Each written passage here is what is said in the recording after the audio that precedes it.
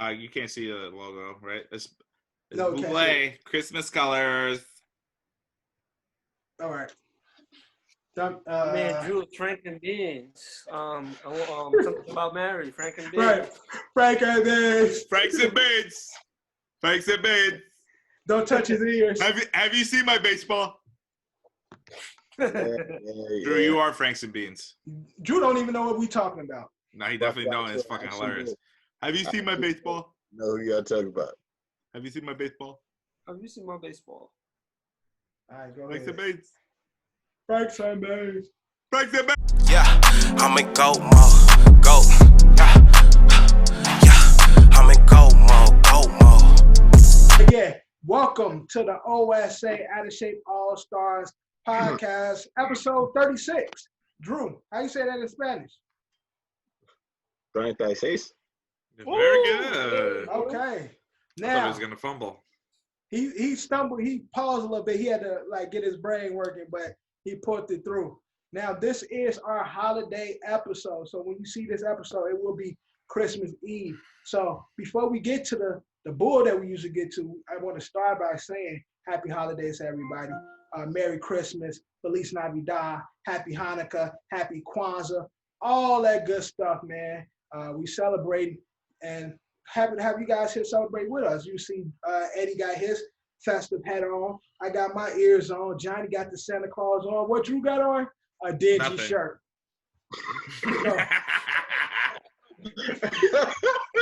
So he got a cold color shirt on, and that is fitting for this episode. We all festive. This shirt look like cold, so we gonna get right into it, man. This episode again is brought to you by Culture Capsule, sponsored by Don's LLC. Now, unfortunately, right now, Kev's supposed to be joining us later, but the homie DQ will be out this episode. I just got news that he was kissing a thigh under the mistletoe. Now he got a bump he tried to deal with. Happens. So hopefully the bump went down and we have him next week for the next episode. But Yeah, Kev's got plenty of. Oh, damn it. yeah, so, Kev's got plenty of prescription medicine to take care of that. definitely. Kev can definitely give him a few antibiotics to handle and help him with that. All right. Now, Kev will be with us later, though. So let's get to it. Let me go around and introduce the cast like always in this holiday episode. Kicking us off, our faithful leader, host with the most, Eddie Horchata. I am not even in the mood to do that today, but yep, I'm here. All right.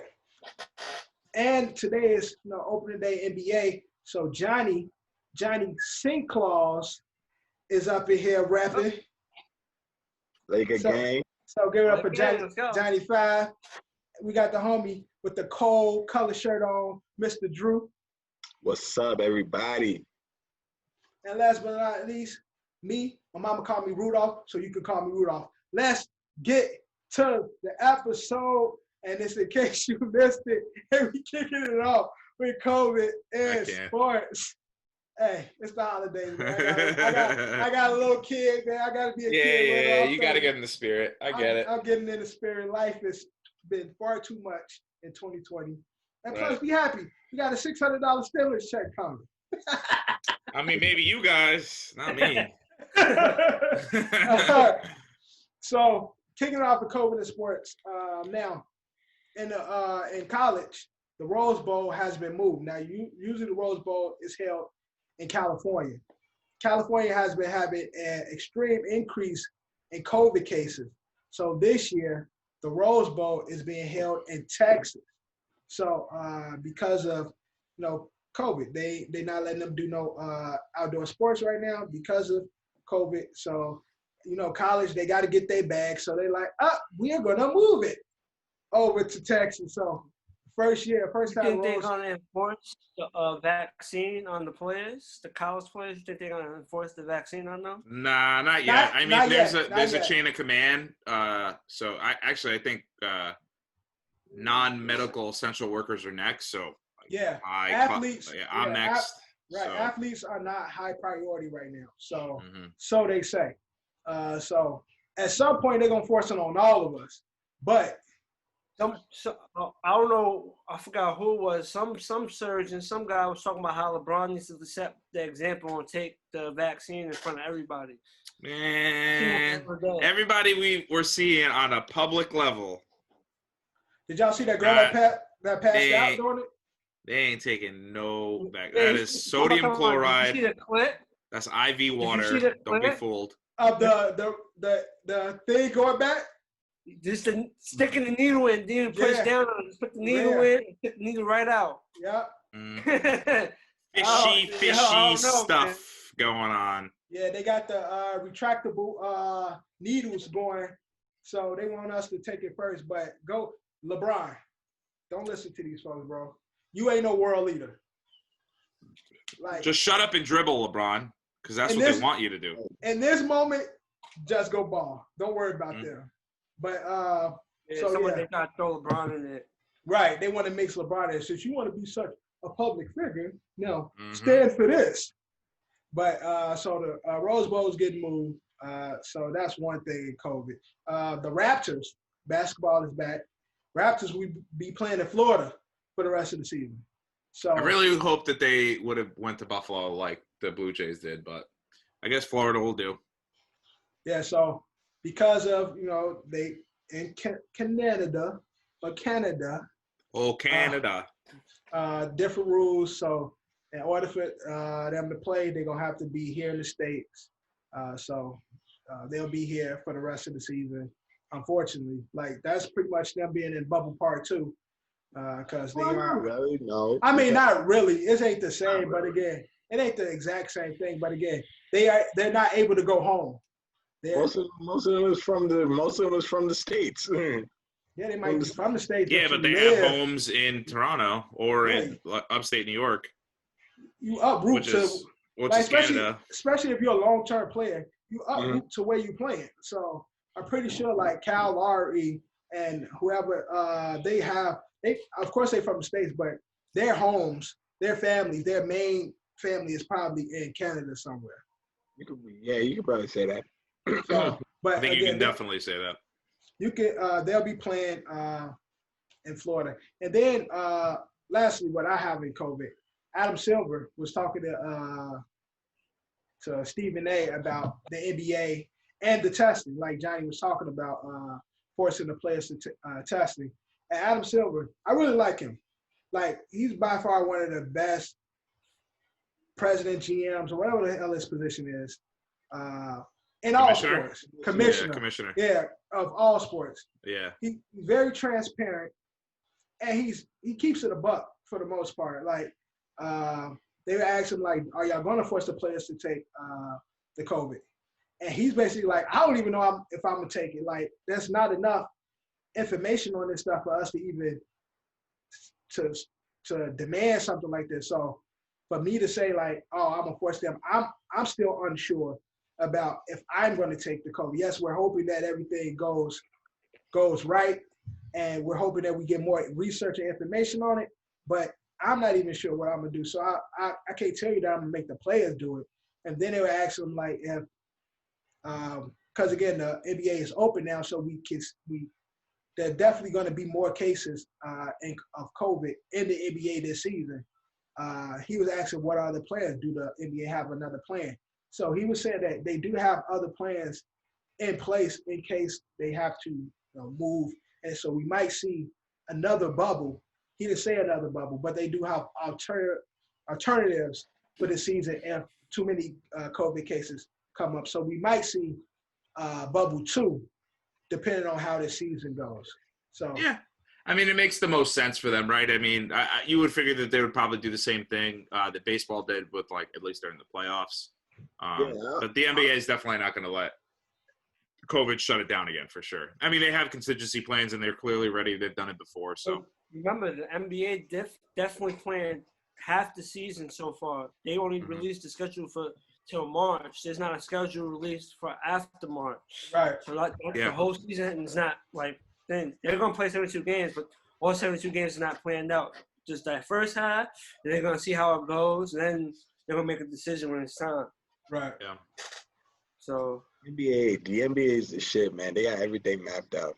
No, that ass. Like out of all the leagues, NBA is top notch. Like they be on their shit, and that's what I'm saying. I really fuck with Adam Silver because again, as the face for the NBA, as the leader, he's definitely like he's not afraid to get out and speak for the on the behalf of the players in the league, and know what the fuck he's talking about versus these other fucking commissioners and shit.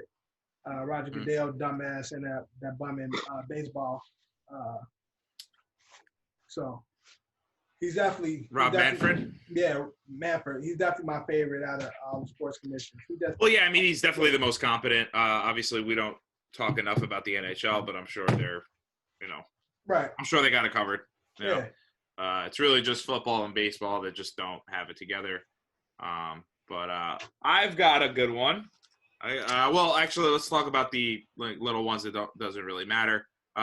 Tennessee is forced to pull out of the Liberty Bowl, and we are now out of the curse-free hour. Dev, you got a couple mutes. You got a couple bleeps you got to put in there. Yeah. But Tennessee was forced to pull out of the Liberty Bowl. They were supposed to play West Virginia. They got replaced by Army. So if I'm West Virginia, be prepared for the run. Just shut down the run. That's all Army ever does. Every year. And then also South Carolina is out of the Gasparilla Bowl. Alabama Birmingham versus Alabama Birmingham, and apparently USC is going to be in. Don't quote me on that. I don't think that's accurate, but that's all I saw. And then my favorite one, Dwayne Haskins. Oh yeah, I'm about to say somebody got to bring that up. Yes. Pictures caught of my guy Dwayne Haskins at a gentleman's club with no mask, throwing dollar bills, y'all. And to make it even worse, lost the game this week, so he's in bad headlines. Obviously, we'll talk about it later. But Washington had plenty of opportunities to win that football game. Luckily for them, the Giants lost, so they still are at the top. But either way, Dwayne Haskins, bad luck. Also, I mean, he was like channeling his inner Cardi B. I don't know if you guys saw that too. Cardi B, who's been very, very vocal about COVID restrictions, literally threw a huge birthday party with everyone at her. Right, yeah. Like no masks. So again, it is what it is. That's why. That's what happens when you put yourself in the limelight. They different down there in Atlanta though. They be doing whatever with they the want. territory. Anything else in COVID that we might have missed? And right now, as that's about it, Coach. Yeah, as we speak, Giannis' little brother got a ring before Giannis. Yeah. Poor guy. That's that shit. Giannis, I come to the crib like, what? What'd you say? You better than who? Yeah. Huh? I got the ring, son. Right. He's like a newly engaged female. He's just like, could you pass me that over there? Right. I'm right over there. With this finger right here. But that's COVID in sports. We're gonna get into the NFL recap. Ed, kick us off. Let's run through the games. Okie dokie. And again, this episode will air on Christmas Eve. Happy holidays, everybody. This is the holiday episode. Right. DQ is out. Hopefully you get Kev later on. But as Eddie prepared for our NFL recap. Also, Eddie lost to me in fantasy football. Oh my God. I won. Here we go, dude. I beat him. I lost by what, 6 points? Something like that. It is what it is. Obviously, bad week for me altogether. I'm going to be – when we get to the Jets, I'll talk about it, but obviously the Jets loss affected me in multiple ways, but Cam Akers' touchdown getting called back affected me. It is what it is, whatever. I'll come back. I'm the Buffalo Bills. I mean, that's just what it is. So this is the 5th year in a row now where I've finished third or better. I've lost 4 straight championship games, 2 of them to Drew. Not fun. All right. Hold on before you get into it. Yeah. Yo, how many rings do Quinn Cook got? He got like 3 or 4, right? He got 3. He got 2 at the Golden State Warriors and 1 with the Lakers. Wait, time out. But how long has been? You wasn't on that first championship team? No, he wasn't. I don't think he was there yet. And sidebar, I dislike Jared Dudley. Okay, you can get. Why you All right. Hey, we're gonna get there. We're gonna get there. We'll get there. All right. First up, we have Thursday Night Football: Chargers versus Raiders. Obviously, we see Derek Carr go down in that game, and Marcus Mariota play good, pretty well. Play very good, pretty well. But Justin Herbert had a great game, even with a limited, very, very limited Keenan Allen. Still was able to find some of his young rookie receivers, undrafted wide receivers. Yeah, it's the two undrafted pretty much held it down. Johnson, and I forget the other kid's name. Because Allen was hurt and Williams was hurt. They weren't doing much, but the two undrafted players, short receivers, they were fucking cooking. Yeah, they did. They did very, very well. Oh my God! Now freaking Raheem Mostert's out too. All right. You guys see anything else in this game? Nah. I had the Raiders in the pool, but they lost. So all right, that's it. Yeah. Kev won the pool this week too. The money pool, that is. I was not too far behind, but it is what it is. I did pick the Chargers in this game, but you live and you learn. Next up, we got Bills, Broncos. I know it's the Broncos, but the Bills are so freaking good.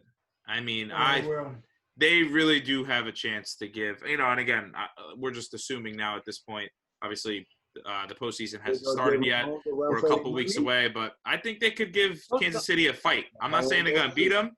I wouldn't be surprised. Look, if they beat them, I wouldn't be surprised, but I think it'll be a close game. I mean, I think it could go within 3 points. And congrats to them for winning the AFC East. This is the first time in a while. 11 years. 11 years since a non-Patriots team won the AFC East. And then for the Bills, this is the first time since like 89 or something like that. Even longer than that. Yeah. That's crazy. On the Broncos side of things, I mean, bad football team, obviously. You're looking for a new coach. Another down game for Drew Lock, even though I've been riding that kid for a while. Wanted him to do well, but and the good thing is that he was a second-round pick, so there's not a lot investing in him. Right. We'll see who takes a chance on him. The kid could end up on, I don't know, the Jets. I was going to say like the Jaguars if they don't get Trevor Lawrence, but we'll get there. Next up, we got Packers, Panthers. Great game for Aaron Jones. Yeah. Great game for both Aarons too. The tight end too. Tolian got a couple good plays in on there too. Panthers, they're rebuilding. Matt Rule's rebuilding. Robbie Anderson rebuilding. No Christian McCaffrey. Yeah, a lot of injuries. Yeah, they're dealing with a lot. So I mean, that team can be. And Teddy Bridgewater is so good. I mean, this kid is. He is. He takes a lot of chances. Really throws his body out. Like I'm happy for him because this kid literally almost lost his leg, didn't he? Yeah, with the Vikings, he wasn't supposed to play again. Yeah, and to see him just out there, and he just looks like he's having fun out there, having the great opportunity that he had with the Saints, and now with the Panthers. They have a bright future, but again, let's see them get healthy and let's see them build that defense. Yeah. Because we are almost towards the end of the season, so we have to start talking and thinking about that. Right. Oof. Next up, we got Colts, Texans, which was a close but not close game. So Colts play well. Colts, again, the defense is solid. Phillip Rivers have been playing pretty decent, and the run game has been decent. I just don't know how that's going to transfer when they get into the playoffs because Phillip Rivers shows flashes every now and then of he can be the old Phillip. Mm-hmm. But the old Phillip also threw a lot of interceptions. So it's like. Yeah. That's going to get you into trouble. And again, he doesn't move around that much too. He's never been a mobile guy, but I think with his age too, it's getting up there. But like you said, that running game is really helping them with between Hines and Taylor and who's the other, Jordan Wilkins. All those running backs are very, very good, and they seem to keep bailing them out. And on the Texan side, first round bounce. You think the Colts? Yeah, I agree. Yeah, I see that. First round bounce. This game, to me, though, watching was I felt like it was 20-27 for a very long time. The Texans had many opportunities to go ahead and push that in for the end zone. I guess, tie the game. Plenty of opportunities to tie the game, and, they just shit the bed. in this instance, you paid Deshaun Watson. If you're a coach that's trying to get hired as the Texans job does look pretty interesting. It's not a bad defense. You already have Deshaun Watson under contract. He's a really, really good quarterback. I just hope if a guy like Eric Bieniemy, offensive coordinator for the Chiefs, doesn't get the job that he wants, and he can end up with the Texans job. Like, I think that's a good, perfect pairing. You got the guy that pretty much created Patrick Mahomes because he was his offensive coordinator. You give a lot of credit to Andy Reid, but the offensive play calls is being called by Bieniemy. So I think having that same draft class too, right, with Deshaun Watson, the guy that was picked ahead of him, I think he could really turn him around. Definitely knows that play style. Next up, we got Titans-Lions. Derrick Henry again. I mean, he's a bully. Yeah, like he's treating grown men like children. Yeah, and again, Derrick Henry, the star, but Tannehill definitely had a great game where he had 5 touchdowns. Yep. I'm the 60. Tannehill is gonna have to play he's not gonna do 5 touchdowns every game. But if he could throw 3, so, if he could throw at least 3, and Derrick Henry do what Derrick Henry does, they'll be fucking impossible to beat. Tannehill has had. It's good, but they're up and down like most of these leagues. Tannehill has to show up. Right. And he showed up big in that game. Quick fact check too. Bills last time they won the division was in 1995. So, yikes. Go. But so I think Tannehill now this is the 12th game in 14 weeks or 15 weeks. But they've only played 14 games. So yeah, this is the 12th time he's thrown multiple touchdowns for over 250 yards. So yes, Derrick Henry is the story, but Ryan Tannehill is. And again, this makes me feel really, really good about everyone that currently plays on the New York Jets because he is my staple of you get away from Adam Gase and look what you can become. Right. And then on the Lions side, Matthew Stafford was like a healthy scratch at the beginning of this game. Ended up playing the game. I mean, that guy doesn't get enough credit. I think he gets a lot of love on this podcast, at least from me and Dev. Yeah. He's Iron Man. I mean, the kid really still goes out there. Eli had that run for a long time where, even if he was a little hurt, he was still going to go out there and, he was going to play. I think this kid's back's been broken at least 12 times, and he still goes out there every day. I've been hearing some rumors about him in the Niners. Hey, that might be a good fit. I mean, I'd like to see him go. Look, Deshaun Watson needs to either go to another team or get a good coach to protect him. And then the same thing with the Lions.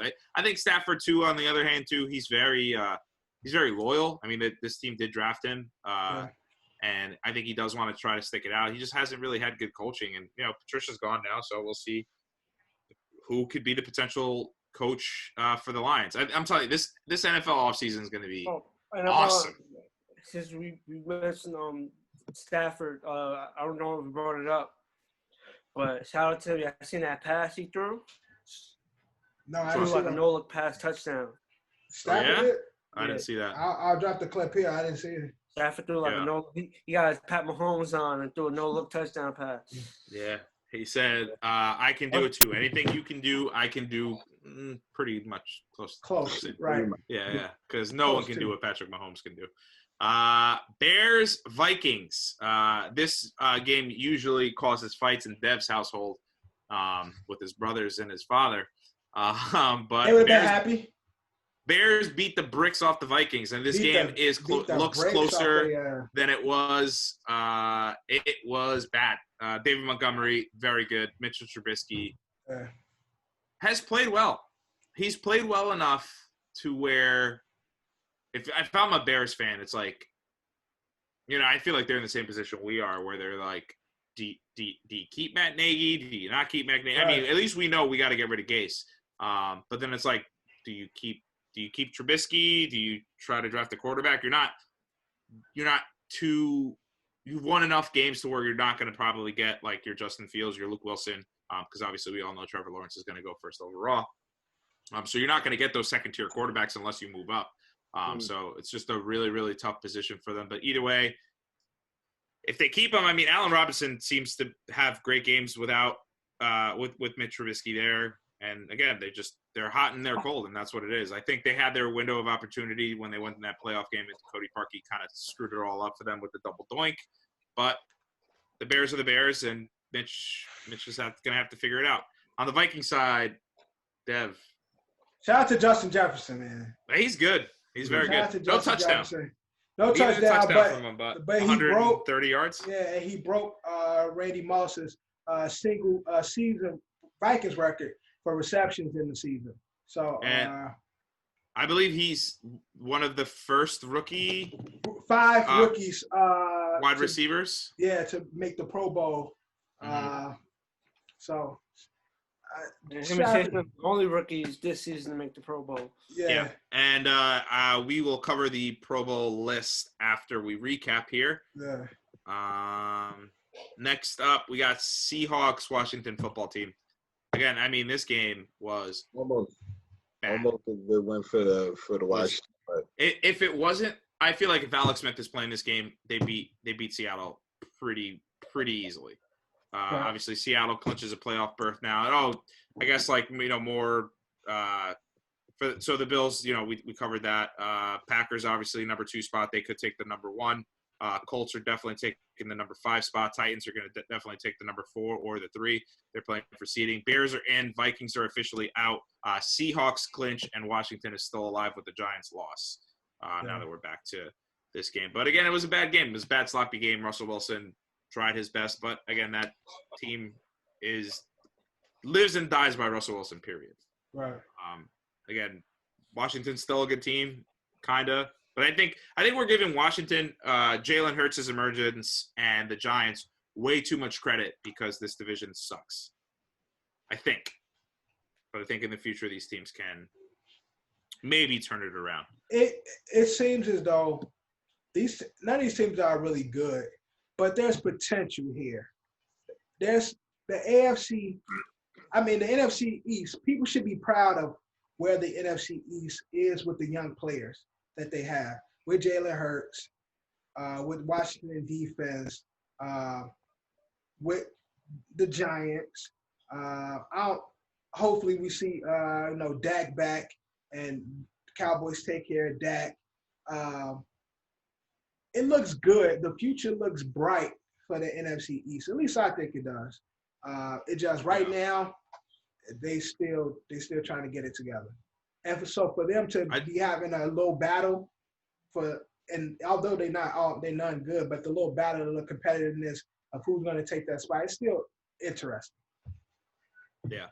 I think the part that bothers me the most about the whole thing, though, is that, between Miami, between the Ravens, between the Browns, between the Colts, all of these teams can go 10-6 and not make the playoffs. Yeah. And whoever wins the division in the NFC East has home field advantage, if that means right. anything.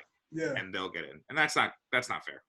Yeah, and again, this has been discussed about playoff team. They play in a whole other conference. I understand that, but the it's just fact that a bum team can make it to the playoffs, and then there's always great teams on the outside because of the way the divisions are set up. Yeah, the Washington. And always remember the Seahawks or Marshawn Lynch made it with a record of 7-9. They won a playoff game. Now, they beat the Super Bowl defending Saints at the time, too. So that was the beast mode game. Yeah. But again, we'll see what that translates to this year. Homa game. Yeah. Next up, we got Patriots, Dolphins. Dolphins keep the streak going. Turnovers in 13 straight games. I think I lost count at this point. They are I don't want to say they're good because I don't really see them on offense. I see their special teams and I see their defense making plays. I see good positioning. Ahmed had a good game. Right, running backs, but Tua, is he that good? I'm not sure yet. That's what I'm saying. I don't know. Like, if I'm a Dolphins fan, I am happy and I am thrilled, but I am trying to understand exactly what Tua is doing. Their defense is good. Their special teams, which is an extension of the defense, is good. And that's where it starts. And Gesicki's a good tight end. Devontae Parker's a good receiver when he's out there, and then they still got 3 good running backs that's not consistently healthy. So Miles, yesterday kid named Miles Gaskin. Breida supposed to had a better season. Salman Ahmed, very good. Who I picked like 2 weeks in a row. Right. Finally shows up. Right. Who you've been preaching about finally shows up. So I don't know if this season they're gonna do much, but again, looking to the future, we'll see what Tua does. Because again, the verdict is still out on Tua. Tua hasn't done enough to be like, Tua's the guy yet. Yeah. And then on the Patriots side, what's going on? They out. They're fine. For the first time in over 2 decades, they are eliminated from playoff contention. How you feel about that, John? From playoff contention the year before last year. Last time they didn't make it was the year after 16. Oh, 08. 08, right? So okay, last time it's been a little over 10 years. That's when Tom Brady tried to throw the Hail Mary pass to Morris and got his knee blown up. And then the following year was the Matt Castle year. But the thing is, the Patriots definitely still finished over 500. They didn't make the playoffs. I think they finished 10-6 or 11-5 and didn't make the playoffs that year. Yeah. Oh, no. Look, all I'm saying is if the Jags win a game, Patriots are definitely going to lose to the Jets week 17 because Bill Belichick hates us. Yeah, I'm saying Bill Belichick is not letting you get Trevor Lawrence. He's definitely not going to let us do that. Speaking of the Jaguars, completely blown to smithereens by Drew's Ravens. Do you want to gloat about that game? How's that money looking for me, Dev? You still out. You're still out right now. You're still outside looking in. But Drew, are you happy about the win? Are you happy about the win? We beat the Jaguars. We were supposed to. We did what we were supposed to do. Come in and beat that team. Like the Jaguars out of a bad team. Bad team. Like did what we were supposed to do. If we lost the Jaguars, it would be good. You're still on the outside, bro. We'll see at the end of the season. Hey, who we got? The Giants and who? The Bengals. 2 easy games. Come on. Hey, listen. The Bengals. I don't know about the Bengals. The Bengals beat the formerly undefeated Steelers. So I don't know, man. As you said all this week, and Dev, the Steelers are not that good. Like, come on, the offense is. Nah, you been Dev been. All I'm saying is, and we'll get there, but you see what they do to Juju? Just do that shit to Malcolm Brown's fucking butterfinger ass hands. Just give me my money at the end of the season, Drew. Obviously, Jags are now poised to get Trevor Lawrence, unfortunately, because we are going to get there. I keep teasing, but we're going to get there. Whatever. I mean, it was a blowout. It was a bad game. Falcons, Buccaneers, Matt Ryan versus Tom Brady. He did it again. I mean, Jesus Christ, Matt Ryan. We had this discussion last week, and we had this discussion plenty of weeks. I don't want to give the credit to Brady. I don't. No, I want to give the credit to Matt Ryan and the Falcons. I mean, Jesus Christ. And they were up 17-0 at some point, and I think they even got the score where they were with 3 scores above. Again. It was 17-0, and it was 24-7 at one point. Yeah, there you go. I knew that was a three possession. 24-7, 17 just practically the same thing, but still bad. Horrible. Yeah. So obviously Falcons suck. They blew it. It is what it is. Tom Brady made out with Antonio Brown. You guys see that? Antonio Brown finally got a touchdown. And they kissed. You didn't see them kiss? I ain't see the kiss. Yeah, Brady is definitely indoctrinating Antonio Brown into his Kiss Boys lifestyle that he learned up in Foxborough with Robert Kraft and Bill Belichick, where they just kiss boys on the lips. Next up, we got Cowboys 49ers. I don't know if you guys watched this game, but it was kind of entertaining. No, it was actually a decent game. Yeah. The last 2 touchdowns by the Cowboys was hilarious to me. Yeah. CeeDee Lamb gets a onside recovery for a touchdown. Return, yeah. And then Tony fucking Pollard So Zeke, last minute scratch, decides he's not going to play. Whatever it was, injuries. Maybe the doctor said he couldn't play. Here we go, tip off. Tony Pollard knocked me out of another league because really? he had like 3 touchdowns and right. 200 and some odd yards, and 55-yard pass. It goes to show you who needs to draft a running back in the top 10. Like you shouldn't. I mean, look at the guys that had gone recently with Leonard Fournette, especially with this season. Yeah, yo. Zeke, freaking Christian McCaffrey was out all year. So Derrick Henry didn't go crazy this year? No, I mean he wasn't a top 10 pick. In the first round. Come on. But he wasn't a top 10 pick. I didn't hear you. He said Henry. No, I'm saying that's one, but most of the top 10 running backs either were like injured or it was the people that you picked late. I'm saying top 10 picks like drafted overall. No, okay. And Derrick Henry like drafted like an actual on NFL teams. So Saquon Barkley missed. Are you talking I'm talking about legitimate first round. I thought you were talking about fantasy. I'm not talking about fantasy. Yeah, that's why I had to ask that. But. Yeah, you got Christian McCaffrey, Saquon Barkley, Leonard Fournette, Ezekiel Elliott, all these guys drafted early, and it's like, I mean, they're all hurt or not performing to where they're performing. And then you got guys like Alvin Kamara who were drafted in the 4th round, and look at him. You can't really put injury. No, of course, that you have to. It's part of your career. I mean, you get run into the ground, and that comes with it. Like you know what sport you're playing. It's not like you're playing fucking ping pong. These dudes get hit. And, that's why I just don't – I've never been a fan of drafting a running back within the first even the top 15, top 20. There are other players there that can give you more longevity and you can keep them for longer.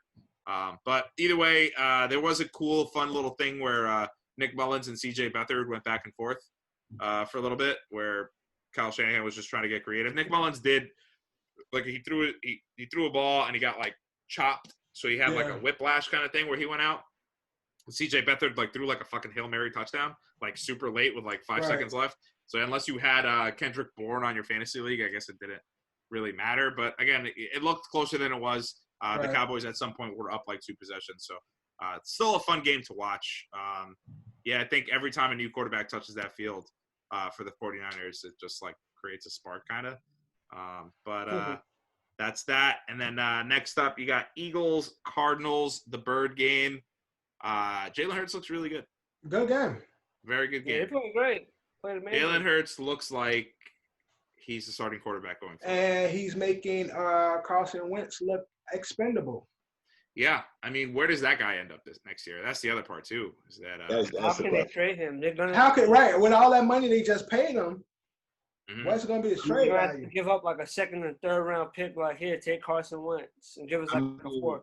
I mean, what they gonna do with him though? Like that's what we saying. Yeah, because if Carson Wentz ends up, if he's still on the Eagles next year, and he does take the starting job or win the starting job back, it's just gonna turn into he has one bad game. People are gonna want Jalen Hurts back. Right.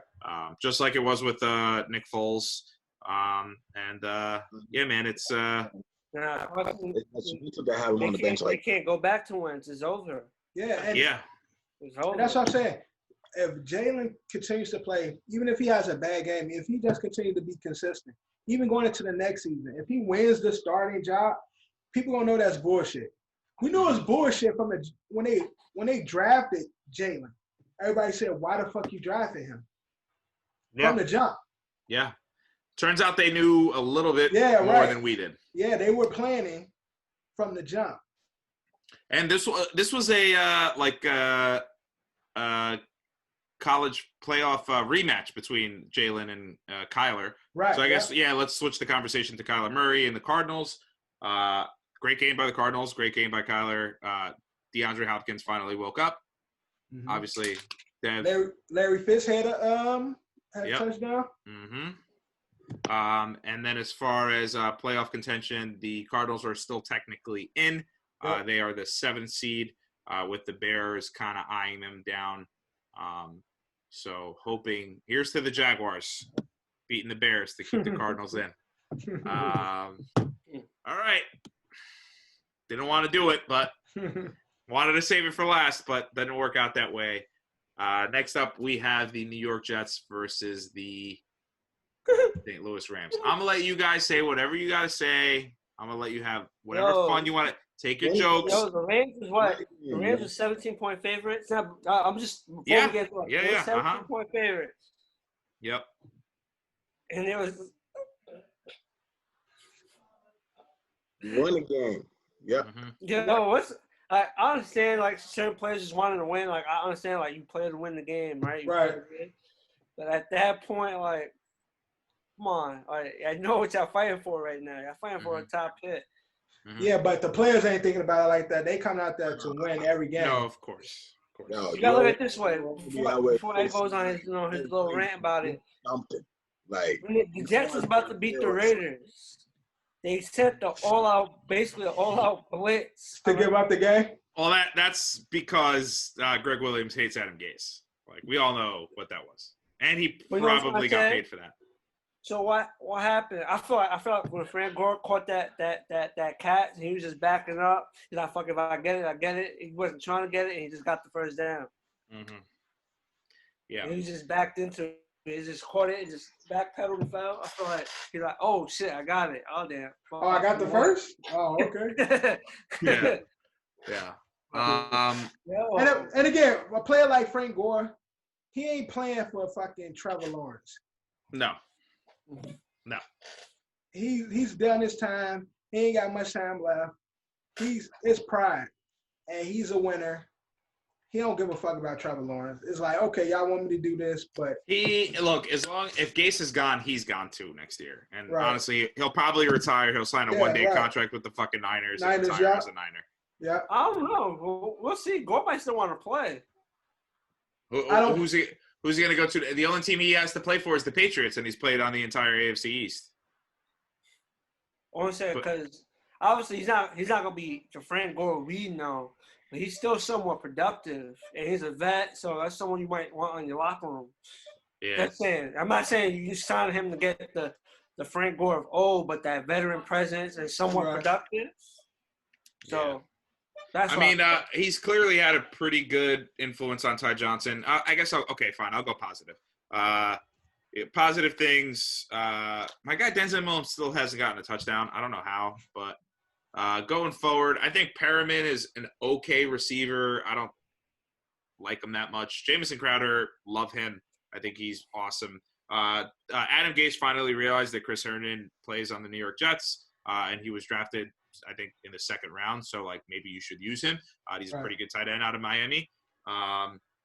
Again, back to the Frank Gore thing, I think he's had a really good influence on Ty Johnson. Ty Johnson coming from Detroit, where he had a nice little run there, but they have like 15 running backs over there anyway. He was the odd man out. He looks really good. I don't know what's going on with LaMichael Pirine, who we drafted third overall this year, or sorry, in our third draft pick this year. It's better to see that Darnold had a good game. I was upset that I couldn't say and then point to Darnold. Obviously, I'm upset that we won the game. Watching the game was pretty brutal, mostly because I did have fantasy implications in on it, and obviously the Trevor Lawrence sweepstakes. But I've had some time to process. I've had some time to think about it. I've run through several scenarios. I was watching the BYU game today, looking at the quarterback over there. He looks really good. Is he not? He's not Trevor Lawrence. And here's the thing, so if you want to be one of those guys where it's like, obviously you don't want to root for your team to lose. I wasn't really rooting for them to lose, but it's just like, I don't want them to win now. We are 0-13. Don't show me what you can do now. Yeah, I don't fucking care anymore. Right. Put me through hell for 13 straight weeks. Okay, with a gap in between because I had 1 week off. It's hard to watch. I don't know what I don't know what I'm seeing. I lose Sam Darnold again this season for at least 3 weeks. I got Joe Flacco marching this team down the field with a full plethora of receivers, looking great. But Joe Flacco's not the future, And now where it puts me in a position as a Jet fan, it puts me in the position of, okay, I'm going to be a Jaguars fan for the next 2 weeks, and obviously, if we can get Trevor Lawrence, we can get Trevor Lawrence. Great, that's awesome because now the job is a little bit better for the new head coach coming in, assuming Adam Gase does get fired. If you're a top head coach coming out to coach a team, and the Jaguars get Trevor Lawrence, then you want the Jaguars job. It's not really attractive to be the Jets coach unless you have Trevor Lawrence. Now, contingency plan part.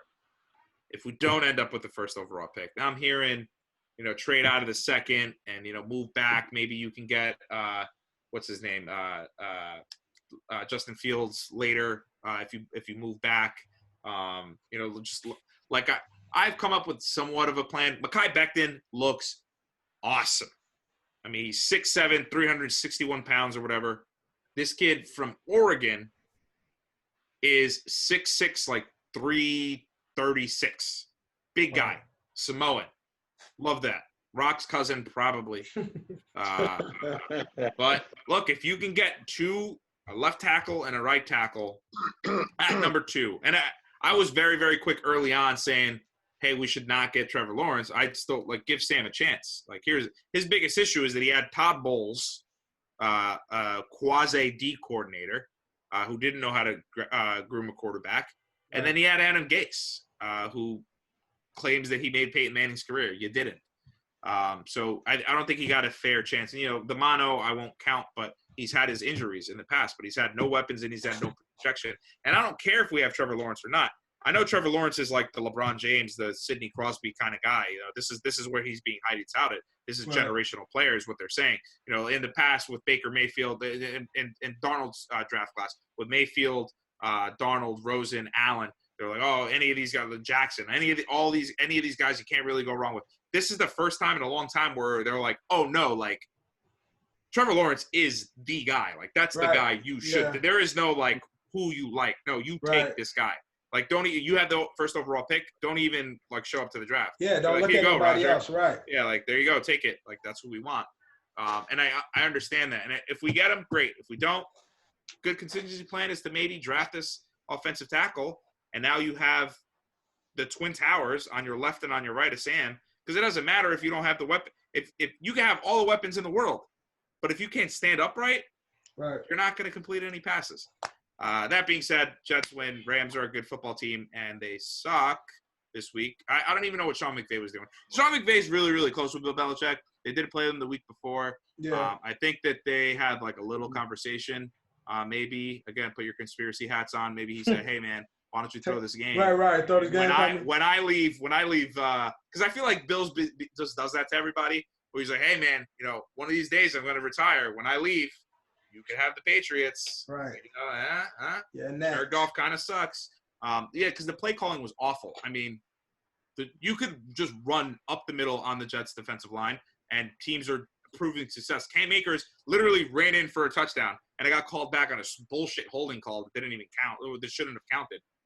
But instead of, running the ball again on 3rd and fucking 2, he decides to air it out and, on a bad, lame duck pass. Even his touchdown pass to Higbee, which, again, benefited you, bullshit, looked like shit. I feel like I could have thrown a better pass.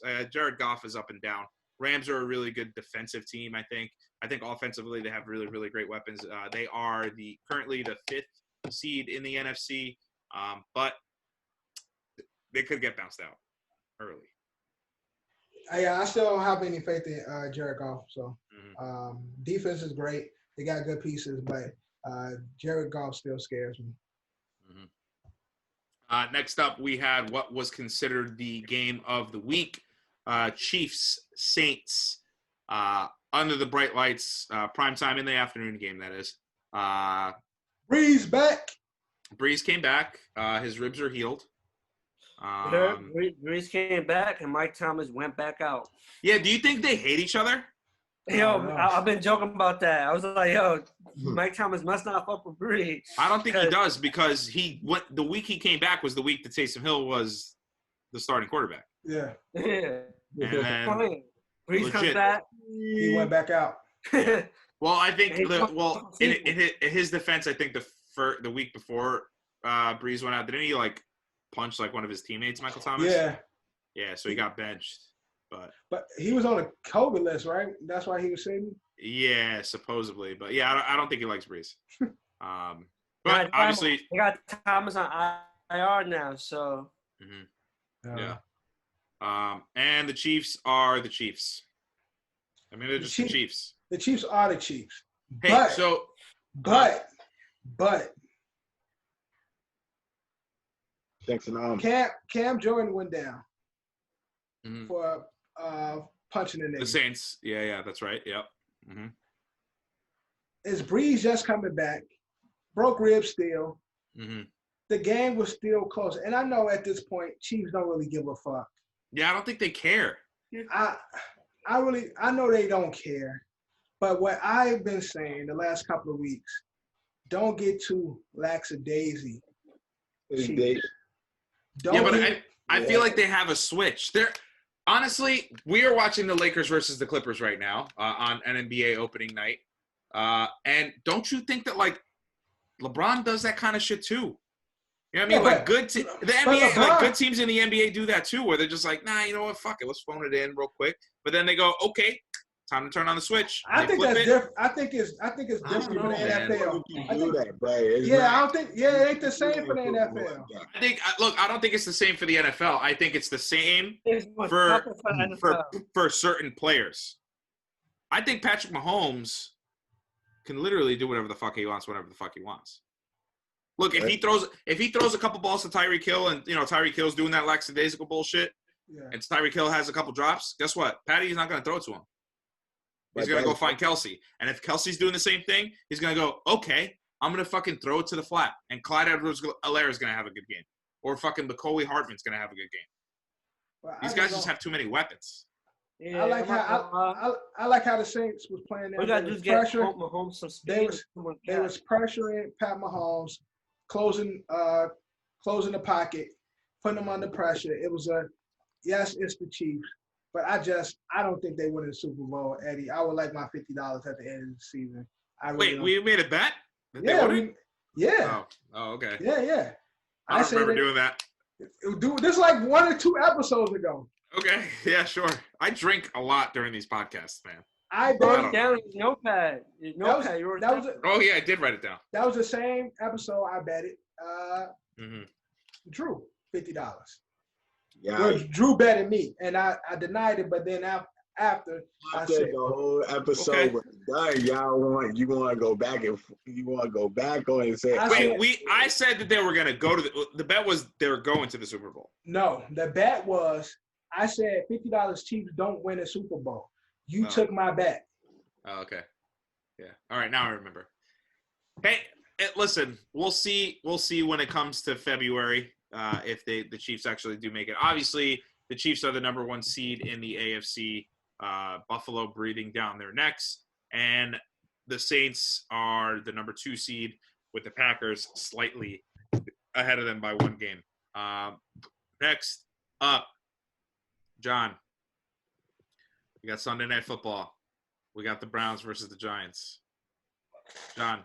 Oh, real quick, back to the Chiefs for a second.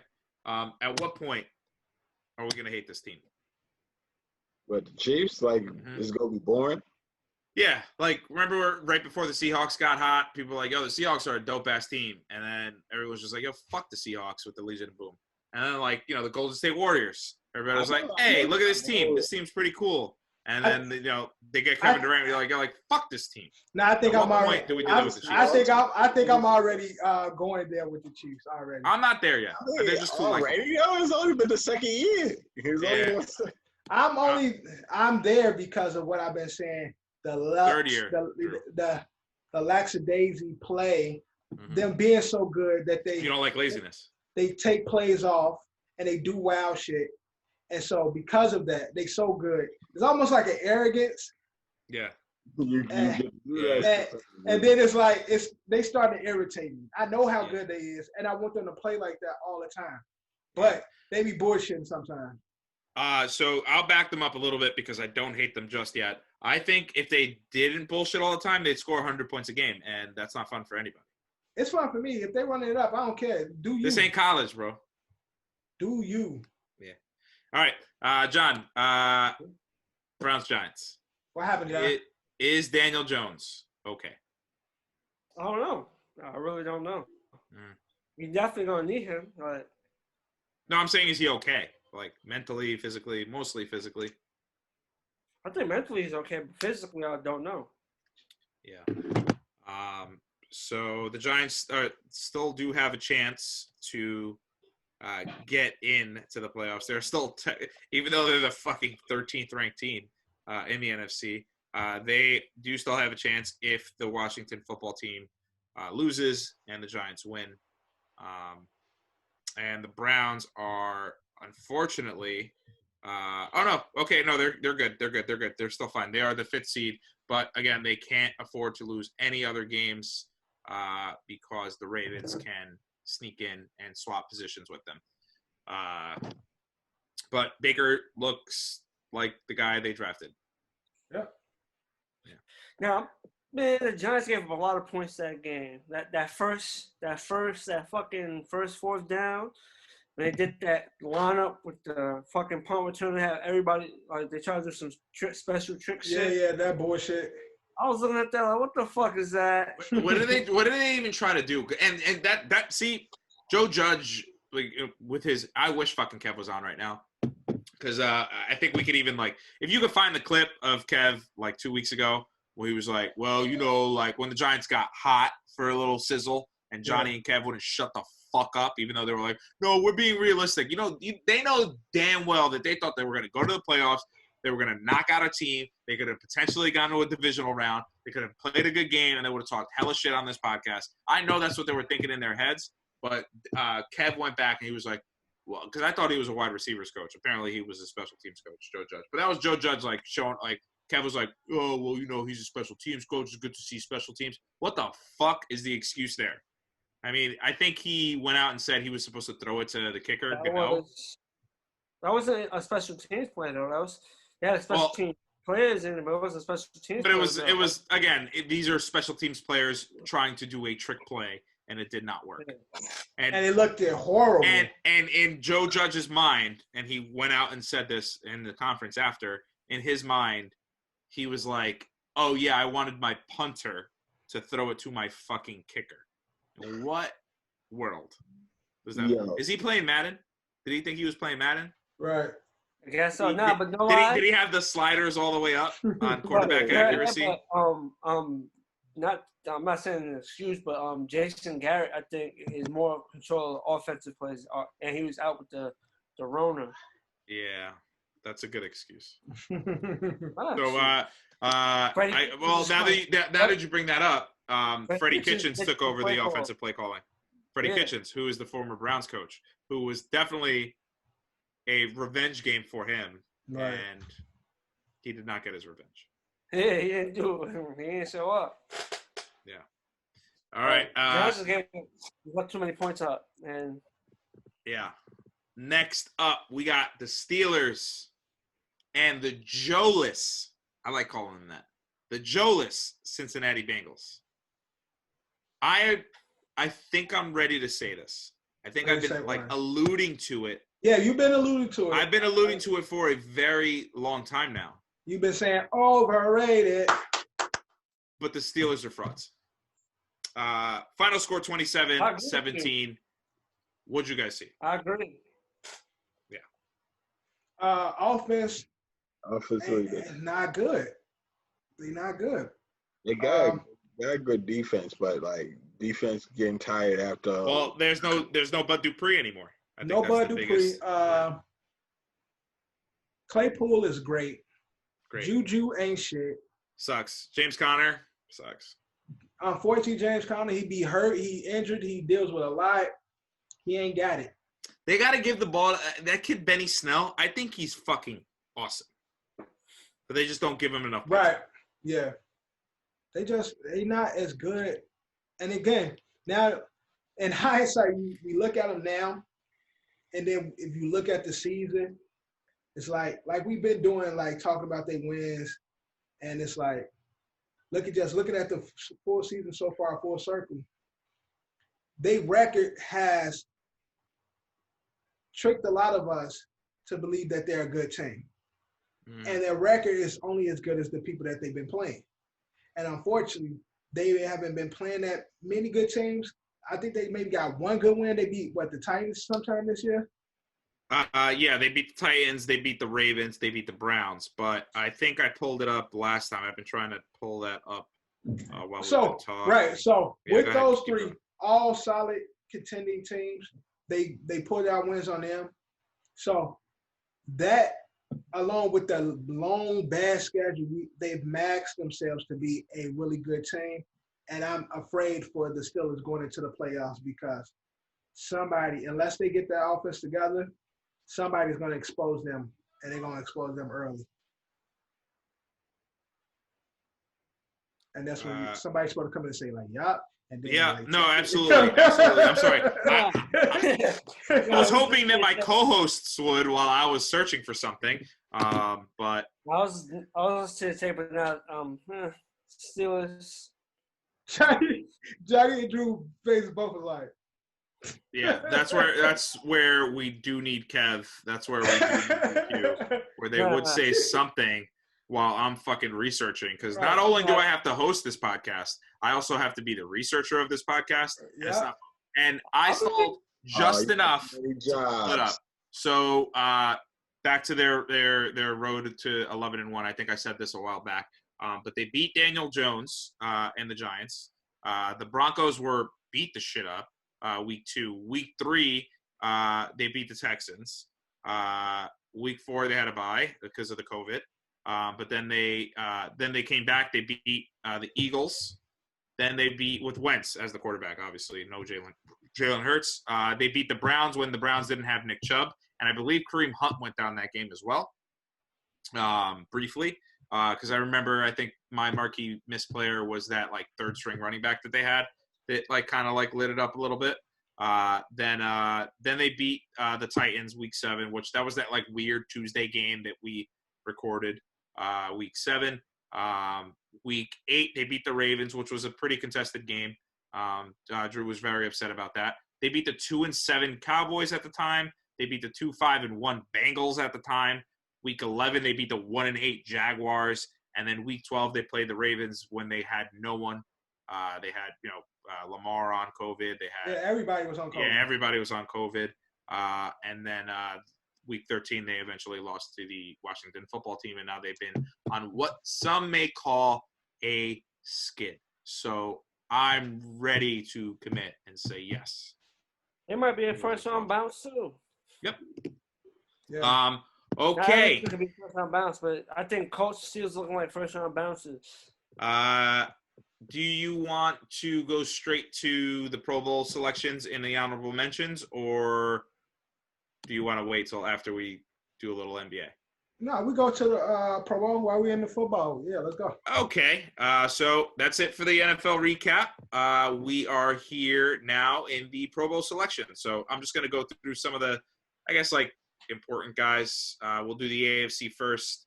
As long as these teams do not make the Super Bowl, these will be your starters and potentially their backups. So Patrick Mahomes, obviously, starting quarterback. Josh Allen will be the backup. Derrick Henry, Nick Chubb are the running backs. Look up the other guys. I guess we could say it. Deshaun Watson is there at quarterback as well. Josh Jacobs is there as well. You have Tyreek Hill, Stephon Diggs, Keenan Allen, A.J. Brown at receiver, Travis Kelce, Darren Waller, Patrick Ricard that's your fullback. So those are your tight ends. Your fullback is Patrick Ricard. Starting a tackle, Laramie Tunsil, Eric Fisher from the Chiefs, Orlando Brown from the Ravens, Quentin Nelson from the Colts,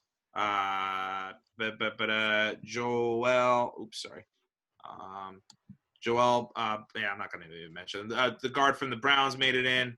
The guard from the Steelers made it in. David Castro. Marquise Pouncey is your center. Ryan Kelly is your backup center. Defensively on the AFC, Myles Garrett, Joey Bosa, well-deserving. Frank Clark, Chris Jones, former Packer, good for you. Cameron Hayward, Calais Campbell, who's like 100. I don't understand how he's still making Pro Bowls. are your backup defensive tackles. Well deserving for your linebackers here. Good team here with T.J. Watt and Bradley Chubb. Darius Leonard from the Colts. Tremaine Edmonds, inside linebackers. Xavier Howard, who's had an awesome season for the Dolphins. Well-deserving. Tre'Davious White, well-deserving, starting at corner. Marlon Humphrey, Stephon Gilmore, who's not going to start crazy enough. Your safeties are Minkah Fitzpatrick and the Honey Badger. I don't really think we need a Justin Tucker, I guess, is the most important on the specialist there. We don't Big really trust. I guess Jake Bailey from the Patriots got in for punting. NFC, I think this is pretty obvious. Aaron Rodgers, Russell Wilson, Kyler Murray are in. Dalvin Cook, Alvin Kamara, Aaron Jones are in. Devontae Adams, DeAndre Hopkins, DK Metcalf, Justin Jefferson are in. Those are your starting quarterbacks, wide receivers, and running backs. Your starting tight ends are TJ Hawkinson. I don't know how this happened. Evan Ingram, the slot wide receiver, made the Pro Bowl. Kyle Juszczyk is the only fullback that ever matters, ever. Right. Your linemen are Trent Williams, David Borkowski. I never can say his name. He was in Pitch Perfect 2. Look him up. Big guy from the Packers. With the long hair. With the long hair. Yeah, with the long hair. Yeah. I think he got into some like bullshit this year. I can't remember what it was. I'm pretty sure we brought it up. I think I don't remember exactly what it was. Brandon Sharif from the Washington football team. Elgin Jenkins from the Packers. A lot of Packers made the no Cowboys this year. Oh wow, what a surprise. Jason Kelsey, Travis's little bruh. Frank Ragnow is your backup center. Defensively, you got Cam Jordan, Brandon Ingram, Chase Young, another rookie, making the Pro Bowl. Aaron Donald, Fletcher Cox, Grady Jarrett, Khalil Mack, Zadarius Smith, JPP making a resurgence. Wow. Those are your. What's in JPP at? He's with the Bucks now. Oh, right. With Tampa. Yeah. Bobby Wagner and Fred Warner from the Niners. Those are your linebackers. And then your secondary for the NFC, Jalen Ramsey, Jareer Alexander, who's played awesome. Again, very, very underrated corner this year. Marshawn Lattimore, James Bradbury from the Giants. So you got a couple Giants in there, John. Good for you. Bradbury played really well. Who's worth that contract? Queandre Diggs, no Jamal Adams. Buda Baker, oh, damn, he did make it. Fuck, Jamal Adams is another Pro Bowler. And then as far as specialists, whatever, I guess the only best kicker in the NFC, Young Ho Koi. Y'all see him do that backflip shit? Where he, spun the football, did a backflip, and then kicked the field goal. It was pretty impressive. That's the kicker from Atlanta, right? Yeah. You guys are cool. Yeah, no, it wasn't for the Pro Bowl. Yeah, that was for that. But, those are your 2020, 2021 Pro Bowlers. I don't know if that game's going to be played, but there's no Pro Bowl being played. No Pro Bowl being played. Oh, okay, cool. Yeah, they did. But the thing is, I don't mind them not playing the Pro Bowl. But at least have the skill games, the skill challenges. Dude, I'm going to be honest. That's been the most fun. Yeah, so at least do that. They incorporated it, 3 years ago now? Yeah, something like that. Where it's just guys, they go to Hawaii or they go to Florida. They go some tropical place, some nice weathered situation, and they just have fun.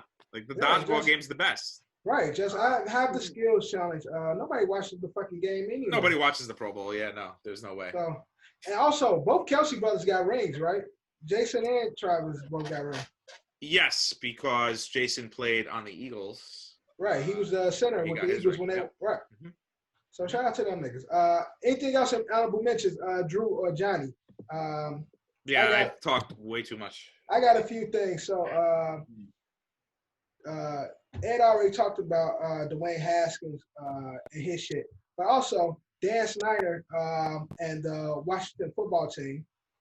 They just reached a settlement, $1.6 million with the young lady. They ain't giving out her information in regards to his sexual misconduct. being the part owner of the Washington football team. So she just got it back. So congratulations to that young lady. And Washington, get that fucking pig out of there as soon as possible, please and thank you. How has he not been forced to sell a team yet? I don't understand. Well, they're forcing him pretty much to sell his part of the team. He's like 1/3 owner. Yeah. Of the team and shit. So they're pretty much trying to force him to get the fuck out of there. Also, it's kind of sad. The last thing I got, Vanessa Bryant, RIP to Cole. Her mother is suing her. So ridiculous. So the mother is saying that. That story's crazy. I seen that, but I wasn't sure we were gonna talk about that. So the mother was saying basically before Kobe's untimely passing, and RIP to Kobe, RIP to Gigi, and all the rest of the people that was on that flight, that he and Vanessa promised that they will take care of her and ultimately pay her for her duties as almost a housekeeper as well as a babysitter for their kids. Now, Vanessa is contending that she my mama, so therefore there was no formal agreement. It's my mama, I'm gonna take care of you. I love you. We brought her houses, we pay for everything that she get. Ain't no formal agreement. But I guess the money ain't coming like mama want it. So mama is trying to get the bag, like get a real settlement from. That's terrible. That's terrible. And again, this is her mother. So it's super sad to see. And she says she's trying to get for 18 years. Right.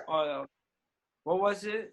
How much an like hour? 1.2 mil or something like that. Yeah, like 100. Like it was a ridiculous amount. Yeah, like some crazy. $98 an hour or whatever it was. It turned out to be like $100 million fucking lawsuit.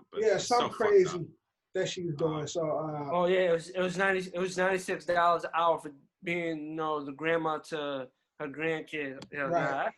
That's some shit my mother would pull. I would say that I would be surprised, but I'm not really surprised. People are like that, man. They take advantage of bad situations. I didn't think we were gonna go on the sad route, but those are two things that I had. I got another one that I just added. So former Los Angeles Ram, former Pittsburgh Steeler, former Carolina Panther, former San Francisco 49er. He was known as the sack master. He also coached as an linebacker coach for the Packers and the New York Jets from 2017 to 2018. Kevin Green unfortunately passed away. Unfortunately. This week as well. And then to just brighten things up for honorable mentions, what I had, Jake Paul is Conor McGregor. He is. Obviously calls out Conor McGregor. I'm sure by now you should have seen the video of his promo where he's wearing an Irish flag, smoking a cigar, shit talking the fuck out of Conor, saying, my guy send you a $50 million deal, which is like, these guys just had $50 million to just fucking throw away. Conor's obviously biggest contract he would have gotten. He called his wife a whore. Look, man, if I'm Conor McGregor, this ain't no fucking, this isn't a, hey, we're going to box. This is I'm going to fuck you up. Right. Like, fuck the match. I'm going to just catch you and beat your ass. Yeah. I mean, this dude's wilding. But, I got to give him a little bit of credit here. I don't really fuck with either of the Paul brothers at all. I don't really care about what they are. I can't be mad at them. These guys make money. They're fucking millionaires. It is what it is. They got famous off of Nickelodeon or Disney and YouTube and all this other shit. Most of it. But, They trolls. Yeah, of course. Trolls. But I can't like turn off the hustle aspect of it, where I'm just like, oh, these guys are just promoting. This is the same shit Conor used to do. When Conor was going to fight Nate Diaz, he was like, your wife's going to love me. Break out the red panties, baby. We're going to make money. We're going to make money. Like, you better fight me. And then obviously he gets his ass beat. Did the same thing to fucking Floyd Mayweather before their big fight. Funny thing was when he attacked Dylan Dennis, Conor's best friend and trainer. So it's funny because Jake posted that video of him hucking water balloons at him, calling him a pussy, and then he drove away like a pussy. And he say, dip. Yeah. The funny part to me though is that I didn't realize what was happening on the other side of it. And then I realized that Brandon Schaub from The Fighter and the Kid, very, very famous podcast. I'm sure a lot of people listen to that podcast. He was actually there interviewing Dylan, and when they threw the water balloons, and man, if Jake Paul and his buddies would have came out that fucking truck, between Schaub and Dylan, they would have fucked those dudes up. Obviously, that's why Paul was like, dip. Yeah, because he probably noticed that it was Brandon Schaub. Obviously, Brandon Schaub is a podcaster now, but was a former UFC fighter. Hence The Fighter and the Kid. Yeah, man. Really, really cool, funny stuff. I think it's going to be a really good. Look, they're doing the promo. I am almost hook, line, and sinker. Like, I'd buy this fight, like just to watch it, just to see Conor whip his ass. It's not gonna happen though. Look, I don't know, man. I want to see Conor run up on his ass at his little Malibu, California, fucking luxury house. Yeah, he's in a swimming pool, talking shit, being big nuts, big cojones in front of his friends, and just him and his crew, Conor and his crew, just come and beat everybody else. They all gonna go to jail. Then they gonna try and put them niggas like under the jail. Bro, he's doing too much. Clout chasing at an all-time high. I get it. This is how he made his career. Because this kid has irritated me prior to this shit. He talking about, I'm 2-0. You lost your only boxing match. Nigga, you fought Nate Robinson and another YouTuber. Like, fuck is you talking about? Ain't even on the same level. Yes, Conor is known for talking shit before his fights. That's professional fighting. That's what they do. But it's professional fighting. We are professionals. We are professional fighters. We professional shit talkers. This is what we do. You are a child. Like, bro, stay in your place, man. That shit.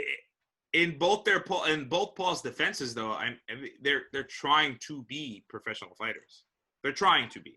Right. I don't think they'll. Yeah. I don't think they'll make it to WBO, but like this whole Triller shit going on with Tyson. Yeah. I mean, this is like Big Three to me. Like, you know what I mean? True, like, this is like something they're trying to build up. And if anything, again, Mike's probably like, yeah, man, I love this shit, man. But it'll never be respected. Like, no, of course. It's all some amateur fun joke shit. Yes, I get it. I see them, they working. Like, I actually see them putting in the work. But let's work your way up. Get some fight some professionals first. He talking about you fight people with only this amount of Twitter followers and shit. How about them niggas got blood on their hands? Fuck your Twitter followers. These niggas he fight got teeth stuck in their hands. Like, bro, he only got 100,000 followers. I got more than that. Fuck you. Yeah. Like, nigga, what are you talking about? Speaking of followers, he also unfollowed everyone that he knows and only follows Conor McGregor's wife. Bruh, son, I'd fuck this dude up if I'm Conor. Like, I ain't gonna even say nothing. I'm not gonna entertain him. It's the pull-up game. Straight pull-up. Because he posts every fucking thing. Pull up. Just the way he was able to pull up on Conor's homie now. Yep. Pull up on his ass. He gonna shit his pants. Oh, yeah. Fuck that kid, man. I'm going to do, I guess, because the next honorable mention is NBA. I don't think did we mention this a little bit last week? Because this is kind of old news by now. You're hearing, like I said, you're hearing this on Thursday. Larsa Pippen. I don't like that. I like that lady either. So who's she fucking now? Oh, my. I don't know. Who's she fucking now? Who it's some fucking scrub that plays in the NBA, because I'm trying to lead us into the NBA. Nah. She was arguing with fucking, I don't know why I fucking know this. With Khloe Kardashian about with Khloe Kardashian saying she fucked Tristan first. Right. No, but she's currently supposedly dating another NBA NBA player. I'm doing it right now. Hold on. Meanwhile, married Malik Beasley. Okay. Yeah. What did I tell you? They separated, bro. They legally married, but that bitch still hold his name. Fuck is you talking about? Oh yeah. I said Larsa Pippen. So they divorced. Larsa cheated. Like, just timeline. Larsa cheated. Right. With Future. Future. Right? Scotty finds out. Scotty goes, yo, I'm going to take you back, and then bought her like an exorbitant amount of like gifts. Right? Scotty got them hoes, man. Right. Scotty got them No, hoes. and I'm not trying to say Scotty's a cuck or anything. But then Future puts out songs talking about how he's still fucking her, and then Scotty leaves her again. And then she starts living with Kourtney Kardashian, because I guess they're fucking friends or whatever. Right, Can't believe like that's the second time we've used that last name on this podcast, because I don't even like giving those bitches any kind of type of more clout that they deserve. Right. And then now she's dating Beasley. So, My biggest thing is like, what are we talking about right now? I feel bad for it's an honorable mention because I feel bad for fucking Scotty's son, man. Son, you know damn well this kid just started playing for Vanderbilt. You know damn well all these dudes is like, yo, what's good with your moms, yo? If I make it to the NBA, I could fuck your mom. Yo, son, like, yo, if they coming at him like, if a nigga could come at you like that, bro, you got a body now. Son, and the best part is Not that much you could do about that. so like, he's not getting tagged in all these tweets of like people like saying like, yo, fuck Larsa Pippen, she a thot, she a hoe, all this other bullshit. Yo, she doing Scotty dirty, all this shit. Like, he's not being tagged in that shit, but he is liking every single one. So it's almost like, wait, I feel like on Twitter, he is like searching hashtag fuck Larsa Pippen or like Larsa Pippen a hoe, and he's just liking every comment. So shout out to Scotty Jr. Hopefully he gets, he doesn't have to deal with none of that shit on the court. I'm glad that there are no fans in the stands in college right now, because they probably like the face with like fucking glizzies, like just going in her mouth and shit. Yo, like they could have been. No, they'll be saying her name. They'll just be saying her name. Oh yeah. All right, Pam. All right. Do you guys want to talk NBA? NBA. Okay, but in regards to honorable mentions, NBA is back. This episode is shot on Tuesday, so this is opening day. By the time it air, it would be Thursday. We already just seen, what game was that? Brooklyn. Brooklyn, Golden State. Golden State. How Brooklyn looking to you, Drew? Brooklyn looking, yo, based on that first game, Brooklyn looking like they go to the Eastern Conference Finals, bro. Off of that first game, what I'm seeing. They definitely look deep. KD ain't missed a step. It's looking good. Johnny, what did you see that Brooklyn Golden State game? Kyrie had himself a game. He really set the tone early. He's getting buckets. Yeah. And he looked really good. Kyrie is that X factor for that team. If Kyrie do good, the whole team eat. That's what I say. It all runs. I know Kevin Durant is like but Kyrie is like his makeup. If he is off, that team will be off. If he's on, team is good. Yeah, and all they got to do, and like you said, Kyrie is the biggest what if and question mark on the team. Kyrie is bipolar as hell, and depending on how he goes is where the team's going to go. I like how they got Dinwiddie and LeVert and Harris all involved. They was getting the bench involved. They was getting everybody was touching the ball. KD was facilitating. Kyrie was facilitating. They just looking like a team that's been together for a while. Now, it's only one game, and we got the preseason games. But based on this small sample size, they look like the best team in the East. Miami got something to say about that shit. You don't even think they better than Miami. I mean, you don't think Miami better than them. I love when Drew goes. Miami got something. I love that, dude. Say it one more time. Because he don't believe it. No, but I love it when he goes, I don't know, man. LeBron gonna say something different about that. Like, he's friends with LeBron. He's friends with Miami.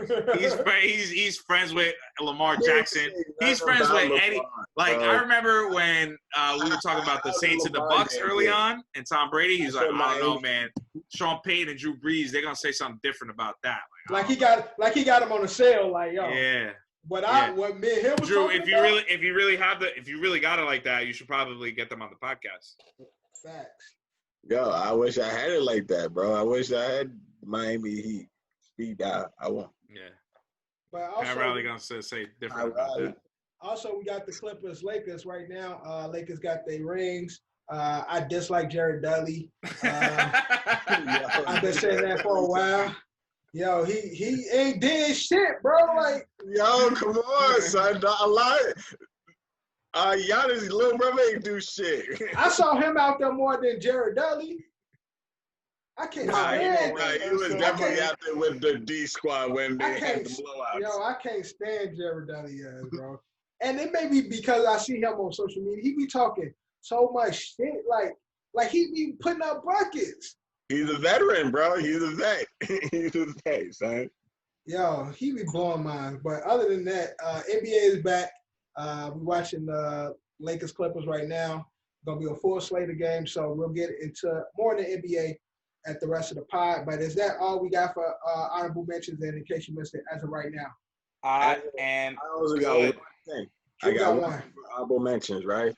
I want to say shout out to Keontae Johnson, the Florida Gators. Yeah, finally got out. That fell out like it was a couple weeks ago. If it wasn't last week, it was the week before. Yeah, I know what you're talking about. He fell out during the game, collapsed on the floor like he was in critical condition, but he came out of it on the road to recovery. And he got COVID though. Yeah, he had COVID during over the summer, and they say like it affected his heart. That's why he they didn't know, so that's maybe like why he collapsed on the court. We talked about that a little early on, where it's this like underlying heart condition, and we're already starting to see it come to fruition. So keep thinking COVID's a joke. But thank God he out of it. Like he out of the hospital. He said his first words and stuff like that. He's on his road to recovery. So shout out to him. No, definitely. Feel better soon, bro. But that's in case you missed it. We're gonna get into bag of the trash it. Kicking it off first. Now, I know we're gonna start with the NFL. A lot of defensive players be better, especially with like King Harry fucking stiff arming them in the face and shit. Manhandling them, and then receivers yanking them down by the max and shit. But they feel like, we don't get that same love or get away with the same shit. And a lot of defensive players, playing now and former players say, offense get away with far too many penalties where the defense, if they put any hands or grab it any such way, penalty, you're liable to get flag coming out, you wrong way, you might get put out the game. So bag of the trash it. Do the offense get away with more penalties in the NFL? Bag of the trash it. Kick it off, Ed. So there, in certain instances, I would say yes, because there are certain plays where like you even see the announcers kind of call it, where they're just like, if a team is down, if they're trying to come back, they're like, well, the next thing you want to do is you maybe want to do a hard count, maybe you want to throw a ball up in the air, hopefully you draw a penalty, So it's like I know that they're like when it comes to pass interference, I would say the offense does get a little bit more credit than the defense does, but again, I watch a lot of football. I literally don't do anything. I sit right on this fucking couch, staring right at this TV, just 9 hours, commercial-free football. Shout out Chris Hansen. That's all I do. It goes both ways. There is a lot of the times where, like, even a play that I'll see where I go, like, again, being a fan, too, like, of my team, I go, hey, where's the flag? Like, yo. Right. But then, like, on the replay, I'm like, hey, yo, he violated. Like, you see him, like, slap him in the face. And they call illegal hands to the face. So, in that instance, I'm going to have to trash it because I do believe it does go both ways. But I do want to say that there's got to be coaching that they go, hey, man, like, dude, just fucking – we're going to throw a fucking fade. Throw that shit up there. And they tell the receiver, hey, put your hands on him. Right. Do a little tussling. Because if he drags you, if he pulls you, we're going to get a flag and the ball's going to be on the 1 yard line. We're going to run this thing in. Right. So there are ways that you can do it, but they call a lot of pick plays. There's a lot of offensive holding. There's a lot of illegal hands to the face. There's a lot of push-offs. There's a lot of push-offs. I think it's pretty fair. It's just like, I call balls and strikes, right? Same thing. Sometimes there's a strike where you're like, oh, that was a ball. Sometimes there was a ball where you're like, oh, that was a strike. It goes both ways. All right. Drew, bag of the trash it. I'm a bag it because I hear what Eddie's saying, like it might go both ways, but it leans more offense do get more of the grab, like especially when pass interference is like you also saying with holding calls.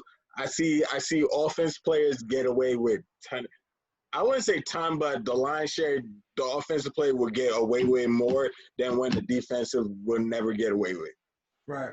That's just my opinion. Like I see it way more. The offense gets away with more stuff. Right. John, bag of the trash. I'm bagging it. I feel like the calls is just catered more to the offense. Obviously, they call like the blatant stuff. Yeah. When it comes down to plays that you miss, like the calls that you miss, more than likely the play that you miss usually goes for the offense. It's like, you should have called on them, it goes for the offense. Right. But it does, like I said, it does go both ways. But I feel like the calls cater more to the offense. They feel like they change the rules for the offense. The offense to play freely. They want touchdowns. They want scoring. So right. I'm telling you, gonna get away. If it was offense defense, someone was gonna get away with something. It's gonna be the offense. So they want that. They want to see that. Right. That's gonna put the face in the seat. Yeah, I've seen defensive players crazy. I've seen a lot more offensive like receivers getting penalties this year. And honestly, back to your hatred for the Chiefs. I've seen it happen to the Chiefs a lot. They get called for a lot of bullshit offensively. Where again, like same thing, where you're like, oh come on, man, like it's hard to be a defender. Yeah. But there's times where I'm like, all right, dog, like as long as you give a little tug, no one's gonna see that. You know, you're offensive lineman, you hold inside the pads, no one's gonna see that. But if you blatant and you're like grabbing jerseys and pulling shoulders around, I'm like, come on, bro, you're doing a lot. Dude, I saw Justin Jefferson literally slapped the fuck out of a defender and pushed his whole face mask this way, and he came back on a curl route. Now, obviously, the ball was poorly thrown by Kirk Cousins. Nothing was called. Yeah, nothing. Straight. I'm like, yo. I'm like, what the fuck is going on over here? Right. But, you know, you saw his whole face go this way. No. And then on the other hand, I saw a face mask on Derrick Henry that didn't get called. So it's like, again, offensively, they do get a lot, but it goes a little bit of both ways. Yeah. And I'm a bag it. And it's like, thank you. Duh. We don't come to see the fucking defense anyway. We want to see the offense. So therefore, I love defense. No, don't get me wrong. I love the defense. Love defense. Love it. I love the defense, but nobody wants to see a defensive game. Yeah. That shit is boring. Kind of boring. Well, kinda. It's better than seeing a fucking. I'm saying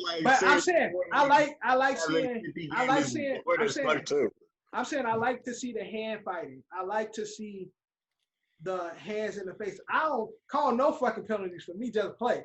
But it's like offense get away with a lot of shit. They only mainly call it on the line, which like he said, I done seen Justin Jefferson, I done seen a bunch of the receivers hit slants and slap the fuck out of a DB as they make that slant. Like they'll cut up and slap the fuck out of DB and nothing be said. But so what? That's what we want to see. We want to see them score. That's the game. Bagging it is not fair, but it is what it is, and we love it. So stop crying, defensive players. Y'all getting more. They definitely calling more offensive penalties today than they did in the past. So we're getting there. It's progression. Just be happy with the process. All right, next up. Speaking of the Chiefs, now, Chiefs are a great team, but again, I am starting to grow a disdain for them. Not that they're good. You already hate the Chiefs. Not that I don't hate them. Not that they're good. I know they're good. I just want them to be great. I want them to play great, and I hate how lax they play sometimes. They had a good game against the Saints, an injury and prone Saints team. That was a close game. But they are said to repeat and they are the favorites to take Super Bowl. Coming out of the NFC, somebody got to beat them. Somebody got to dethrone them. Because that's who they got to play against, somebody in the NFC. The best of those teams so far seems to be the Packers. So, bag of the trash. Do the Packers have the best chance to beat the Chiefs in the Super Bowl? Johnny, bag of the trash. Trash it. Why are you trying? I'm talking about in the sense of out of NFC team, do Packers have the best chance of beating the Chiefs? No, trash it. Okay. Who has the better chance of beating the Chiefs? If any. I don't think that none of them have a chance. So John, you realize what the question is being posed as, right? So it's like coming out of the end. So like we're talking about the Buccaneers, right? Buccaneers, Saints. Like who has the better matchup? Who has the better chance of beating the Chiefs? Now, but see. All right.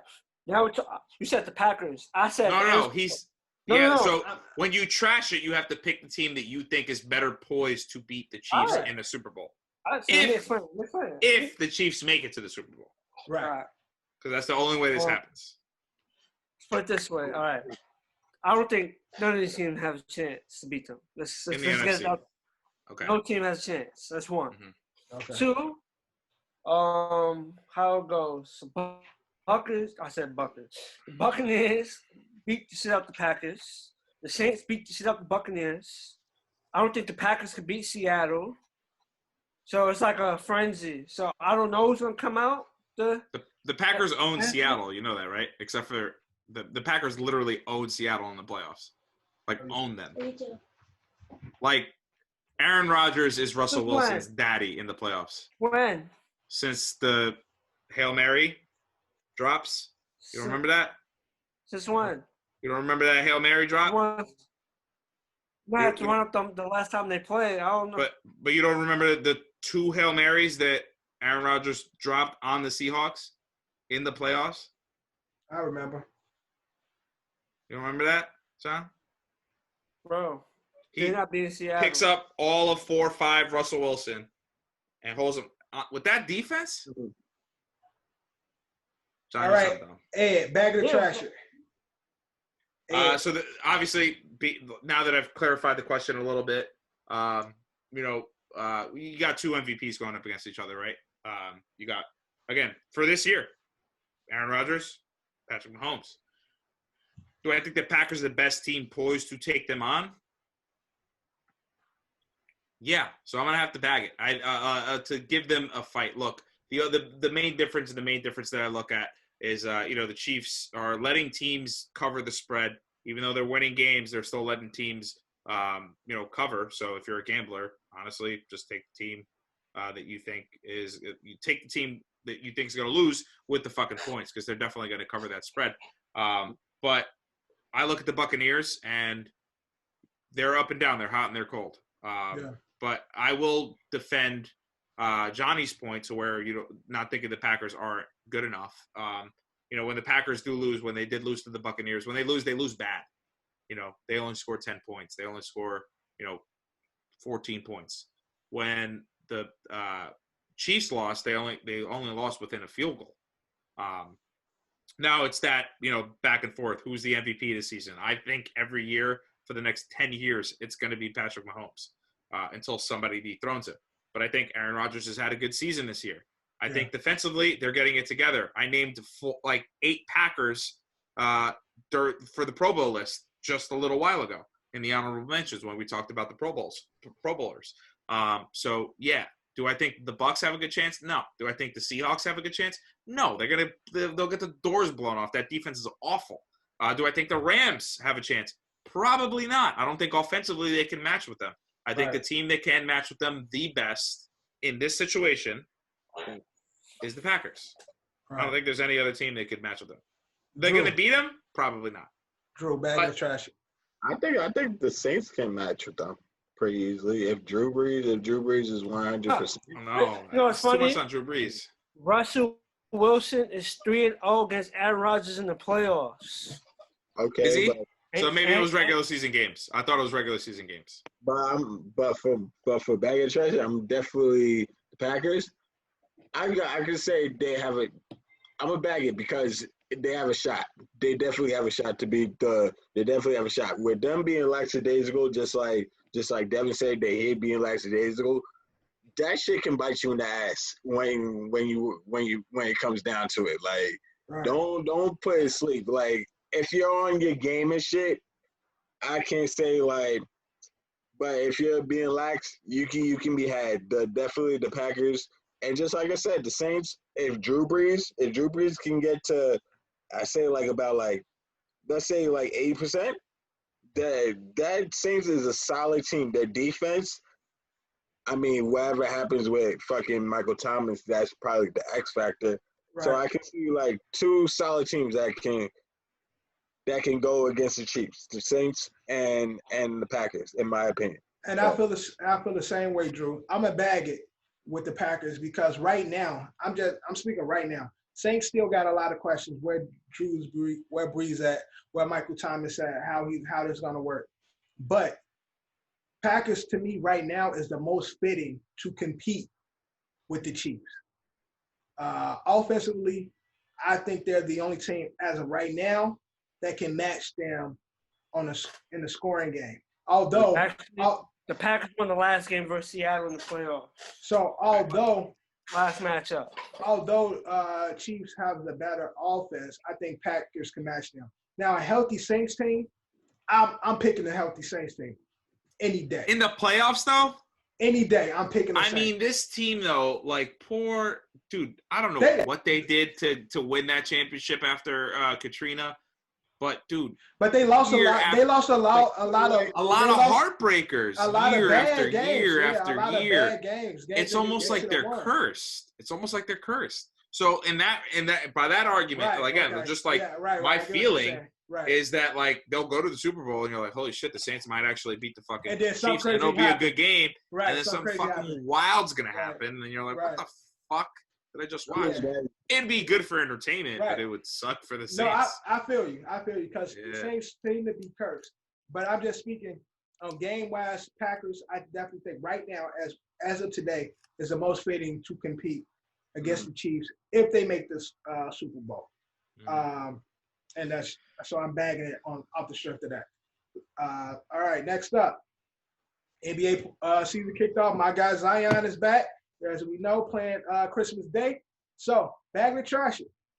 Will Zion be an All NBA player this season? Johnny, bag it or trash it. Yeah, that's tough. There's a lot of good players in the NBA. First team, second team, third team. First team, second team, third team. He can definitely make it. He can definitely make it. Usually, people may disagree, but when they make those lists, they pick the top 15 players of the season. Yeah. He has the potential to be, but I don't know if he's bag it or trash it. I'm trying to talk myself into a decision to bag it or trash it. Himself into a bag, son. He sees it mostly trash. Johnny wants to say trash is so bad. He wants to say trash so bad. He wants to be a bag. He wants to believe. Now, then, because you got to think about it. KD's back. Curry's back. Zion, he's going to have a good season, but I'm going to trash it. All right. Drew, bag it or trash it. I'm gonna go trash it. I mean, as soon as I say he a highlight reel, bro. But he not the top. They won't be 15 players that would be. He's not top 15. I would just say he's not top 15. He's not top 15. The hate be real. Eddie, bag it or trash it. The guys make some good points. I'm trying to convince myself to a decision right now too. Top 15 is what he's got to be for. I don't think he's a top 15 player in the NBA currently as it stands. I did watch the NBA try to get Zion into the bubble, like playoff. Mm-hmm. Right. I did watch the NBA give Zion everything he could to be that number one pick, to make sure where he went, because I do think that the NBA does influence ever since Patrick Ewing's cold envelope. I think they do influence where players go. Obviously, it looks like a really, really good situation for him in New Orleans right now. So I don't think that he will be, but the NBA will make it happen. So I'll bag it. He's gonna be number 15.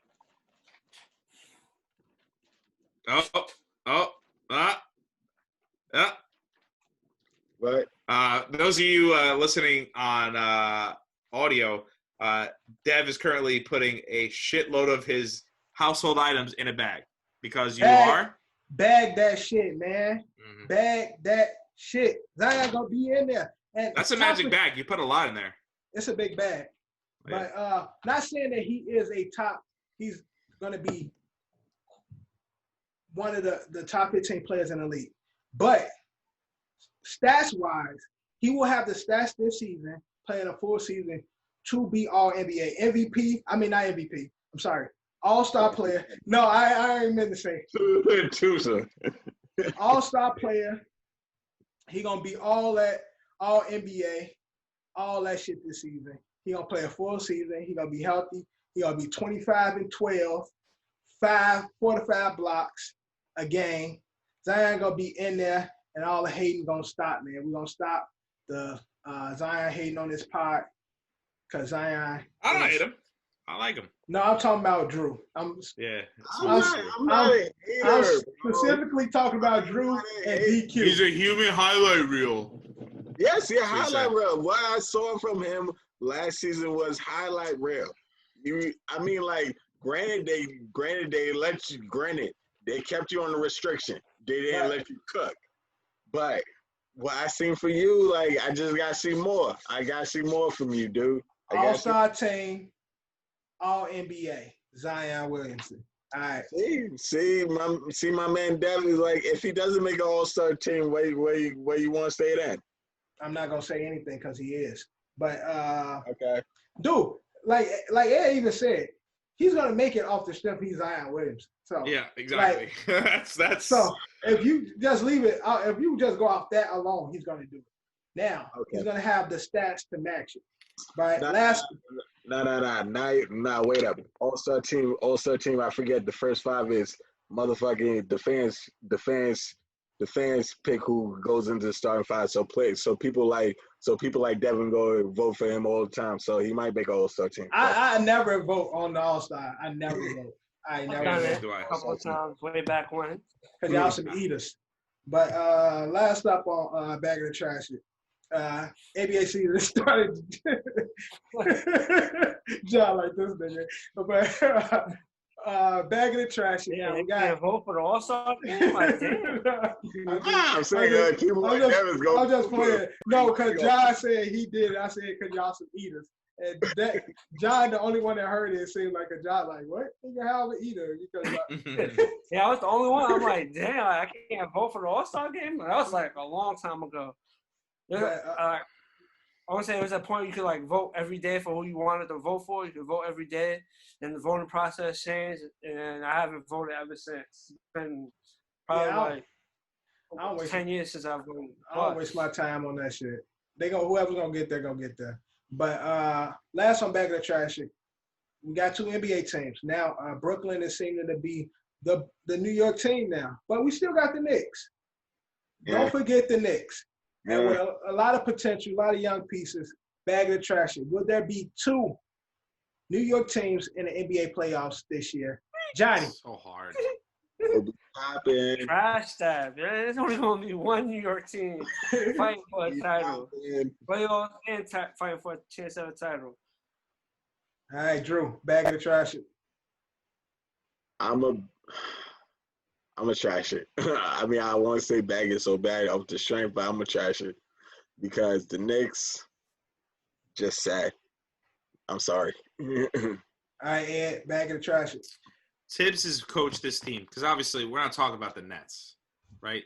They're gonna be it's there. Clear what we're talking about. We're talking about the Knicks. The Knicks. It's clear Tibbs is changing the culture. In that locker room, in the garden, the mecca of basketball, where people want to come, but they don't want to play for the team. They want to go there, they just don't want to play for the team. I think it's changing that culture. The last time the Knicks were in the playoffs was 2015. Correct me if I'm wrong, John. The head coach of the team that time was Mike Woodson. Mike Woodson's on the coaching staff. Yeah, Knicks are going to sneak into the AFC, man. Hell yeah, bag it. Bag it. I might just be a homer. I might just not be thinking rationally or realistic. But, hey, man, the East sucks. There's a chance. There's a chance. Can you imagine that? The East has gotten better. The West is a better conference, but the East has definitely gotten better. There's going to be a first-round, bump off, and hopefully, who knows, maybe there will be a bubble, and by that argument, we're all going to look back to this podcast in this episode where they extend the playoffs and they extend teams because they've been doing it in MLB. They did it in the NFL this year. They're definitely going to do it again in basketball. So, yeah, if there's like a 10th seed potentially, yeah, Knicks will make it. They're going to have the play-in they're going to have the play-in for the 7 and 8 seed. 8 spot.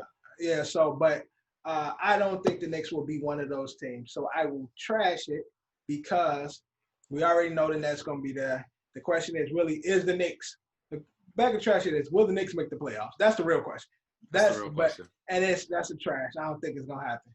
Yo, can you imagine, though, hypothetical, large hypothetical, 1 and 8 seed, the Brooklyn Nets versus the Knicks.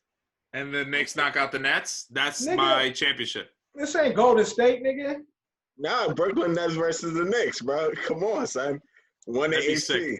1 and 8 seed. They have some young talent, but there's still a few years away. Yeah, of course. I just didn't want it to be, I'm going to trash it. Yeah, I'm going to trash it. Yeah, I'm going to trash it. Yeah, I'm going to trash it.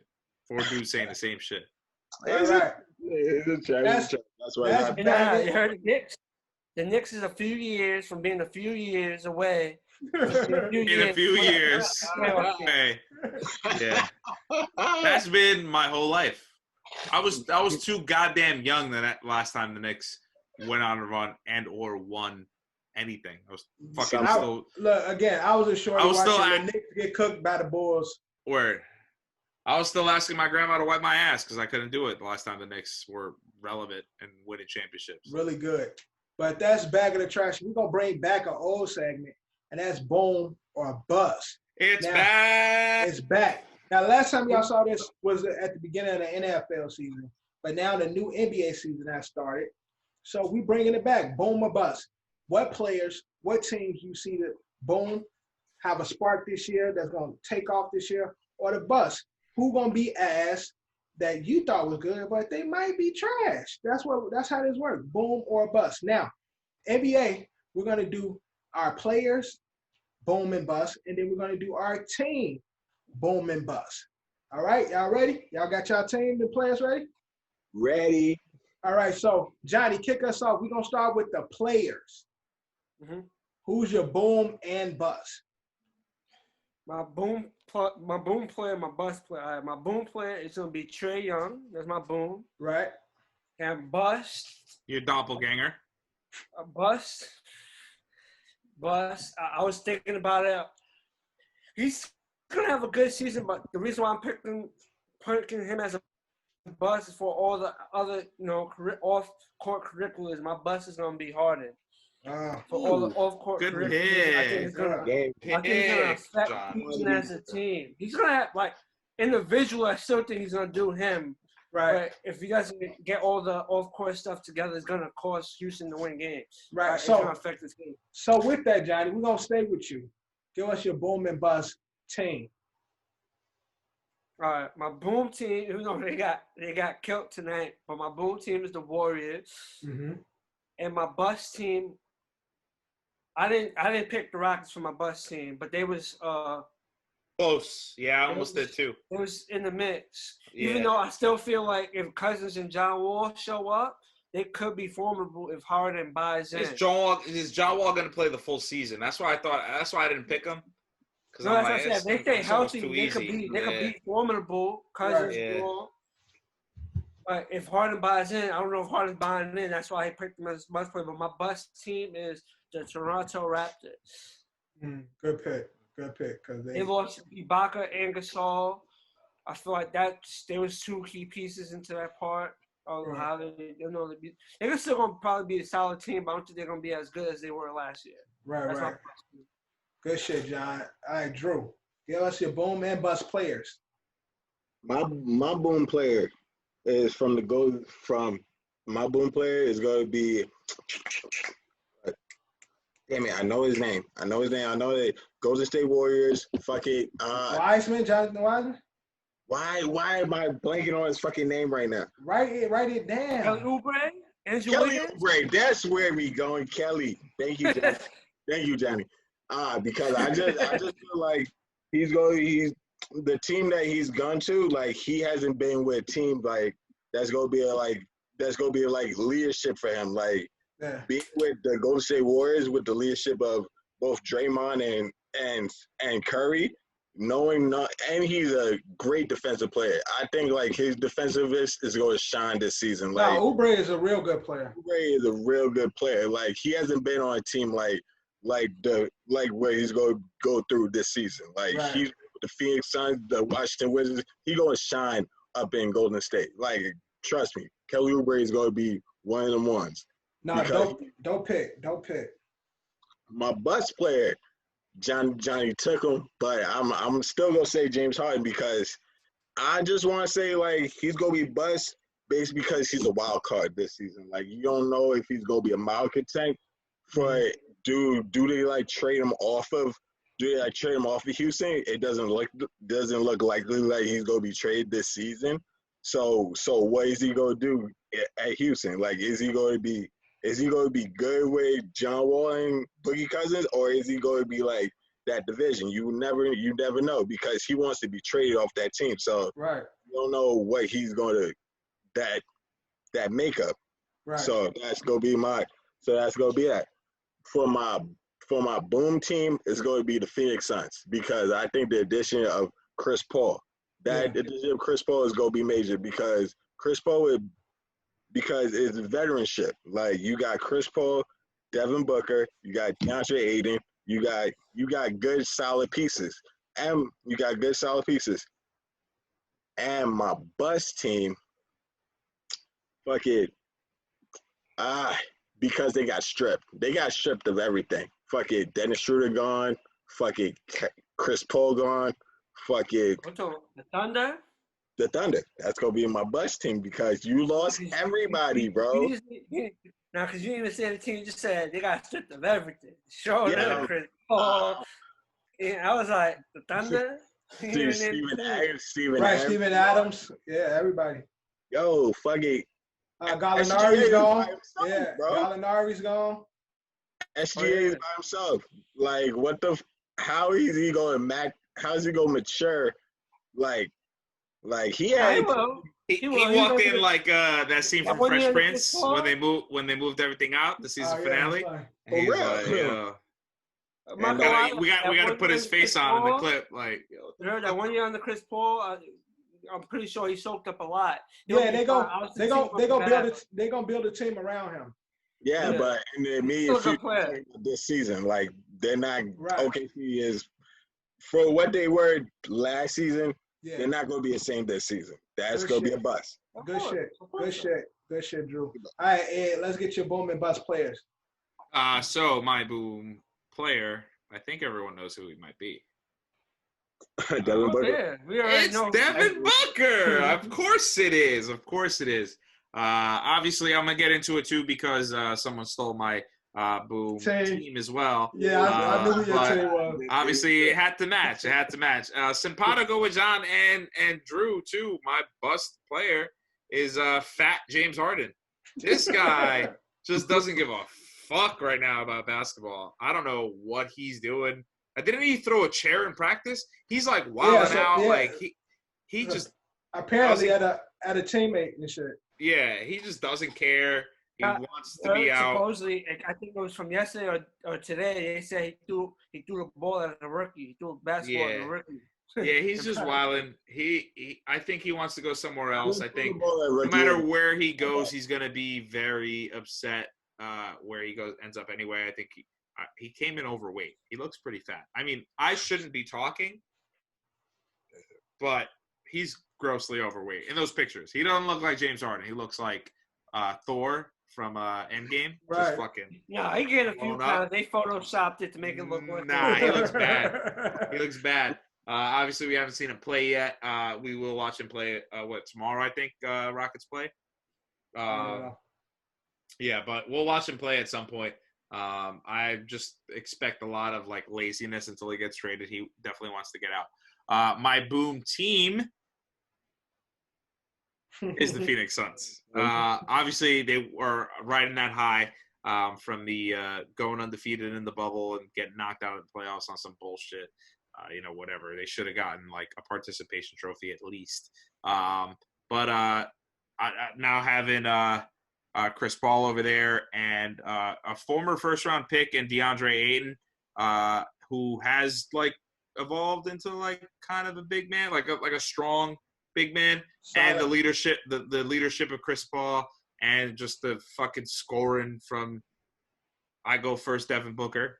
Look, I'm not saying they're gonna they're not gonna win a championship, but at least make the playoffs for the first time since I thought I had it written down.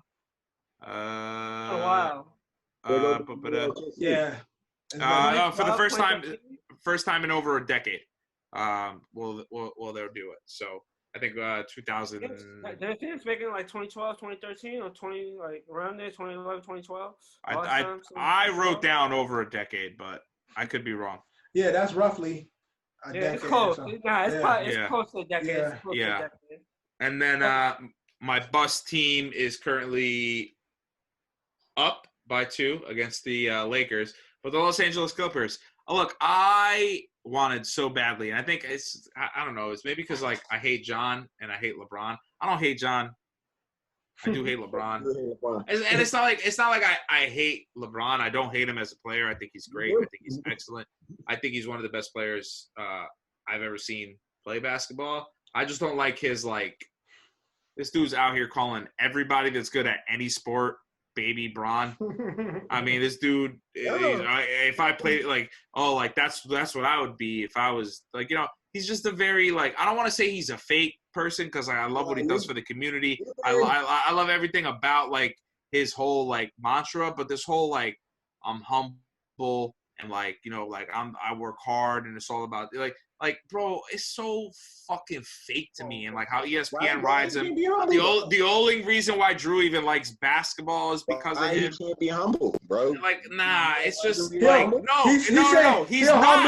He'll humbly put out his resume to you.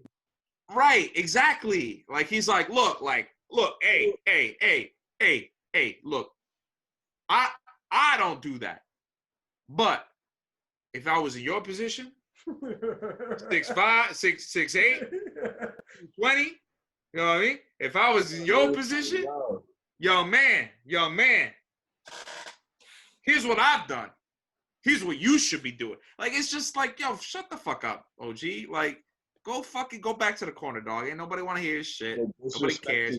I feel like LeBron wants everybody to pat him on the back, and I'm like, dog, you already got that shit. People is patting you on the back. You got the accolades. Stop pretending like you don't have the accolades. Don't be humble when you're not humble. I like him. I respect him. I just don't like his personality. I respect him as a person. I just don't like who he is. I feel like LeBron and I, if we were on the same page, we played on the same team, we had the same athletic ability, I don't think I would like him. I think LeBron would be like, hey, you want to go out for some drinks? I'd be like, nah. Anyway, I'd be like, nah, I got a thing I got to do. But my bus team is the Clippers. They are, I wanted them to do well. Playoff P. I don't know what he is. I think he's not even he's like a 6-man at this point to me. He should stay away from playoff P. He should don't call me that. Yeah, but he gave himself that name. Because now it's turned from it was supposed to be a good thing and it's now a bad nickname. Playoff P is not a good thing to say anymore. Yeah. Because you don't show up in the playoffs, man. Yeah. So again, their expectation is to win the championship. My expectation for them is to probably get beat by the Nuggets again. Yeah. All right. Boom or bust for me. My players. Boom. Y'all spoke about Phoenix a few times. DeAndre Ayton is my boom player. Hey. I think with CP3 this year he's gonna CP3 make all the bigs great. So I think there's gonna be no exceptions with DeAndre, and I think he's more skilled than any of the other bigs that Chris Paul has made good. He has more skill than any of them, so I think he will ultimately become a better player. So again, I'm thinking about DeAndre Jordan, I'm thinking about Blake, I'm thinking about Tyson Chandler. I think he's from his perimeter game, from his his defensive ability, his low post offensive ability. I think he has more potential to be a great than any other big that CP ultimately made great or made at least good. So definitely a better shooter than any big. So that's I think he has with CP has the biggest chance of being a boom.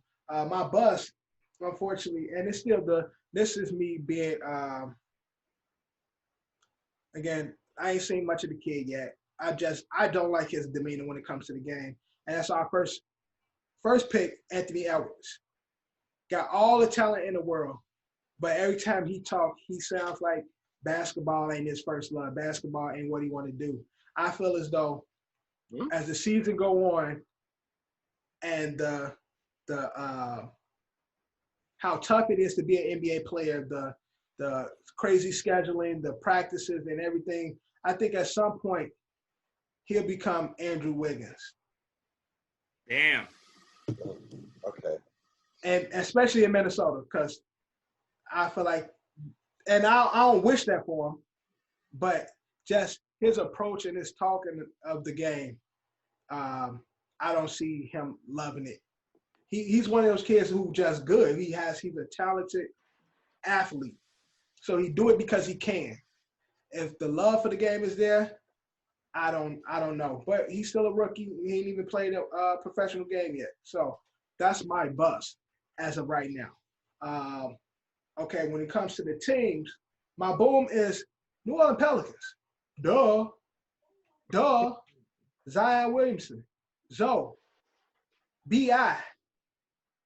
JJ. Duh. JJ, yeah. Duh. And my bust, y'all spoke about him. Y'all spoke about James Harden. My bust is the Houston Rockets. And again, it's not that they don't have the pieces. It's just going to be a shit show over there. If, like Drew said, if he buys into what's going on already, because he wants to leave, but a healthy John Wall and a healthy Cousins is great pieces to have. That three is making up some real competitive ball. But I think Harden just put in his mind that he gonna do whatever the fuck he want. He don't want to be there. He gonna play ball, but he ain't gonna make it. He ain't gonna play nice. He ain't gonna make them feel like, oh, since I'm playing ball, that I don't want to leave. He gonna keep reminding their ass, get me the fuck out of here. And I think that type of attitude and energy is gonna fuck up the season for the Houston Rockets, who's supposed to be one of those West competitive teams. But I don't see it. I see them being on the outside, probably like a 7 or 8 seed this year, unfortunately. So that's boom or bust. Moving on, we get into Marquee Misses. Now, this is Drew, baby. Again, this is where we pick our players and games for this week's matchups, and we're adding the NBA because the NBA is here. So Marquee Miss, Drew, kick us off. What is your Marquee Miss NBA game? My Marquee Miss NBA game is going to be the Saturday game, the Houston Rockets versus the Portland Trail Blazers. Okay. Oh, we got Hey. That's a man. Kev made it. Now listen. Now let's pause for a second. John, Drew's talking mad shit, right? Mm-hmm. I was talking that shit. He was talking about, well, y'all got the hat on and Christmas, all that shit. Kev don't even know. We ain't even talk to him. Bro got the Christmas hat on. The Christmas episode, bro. Duh.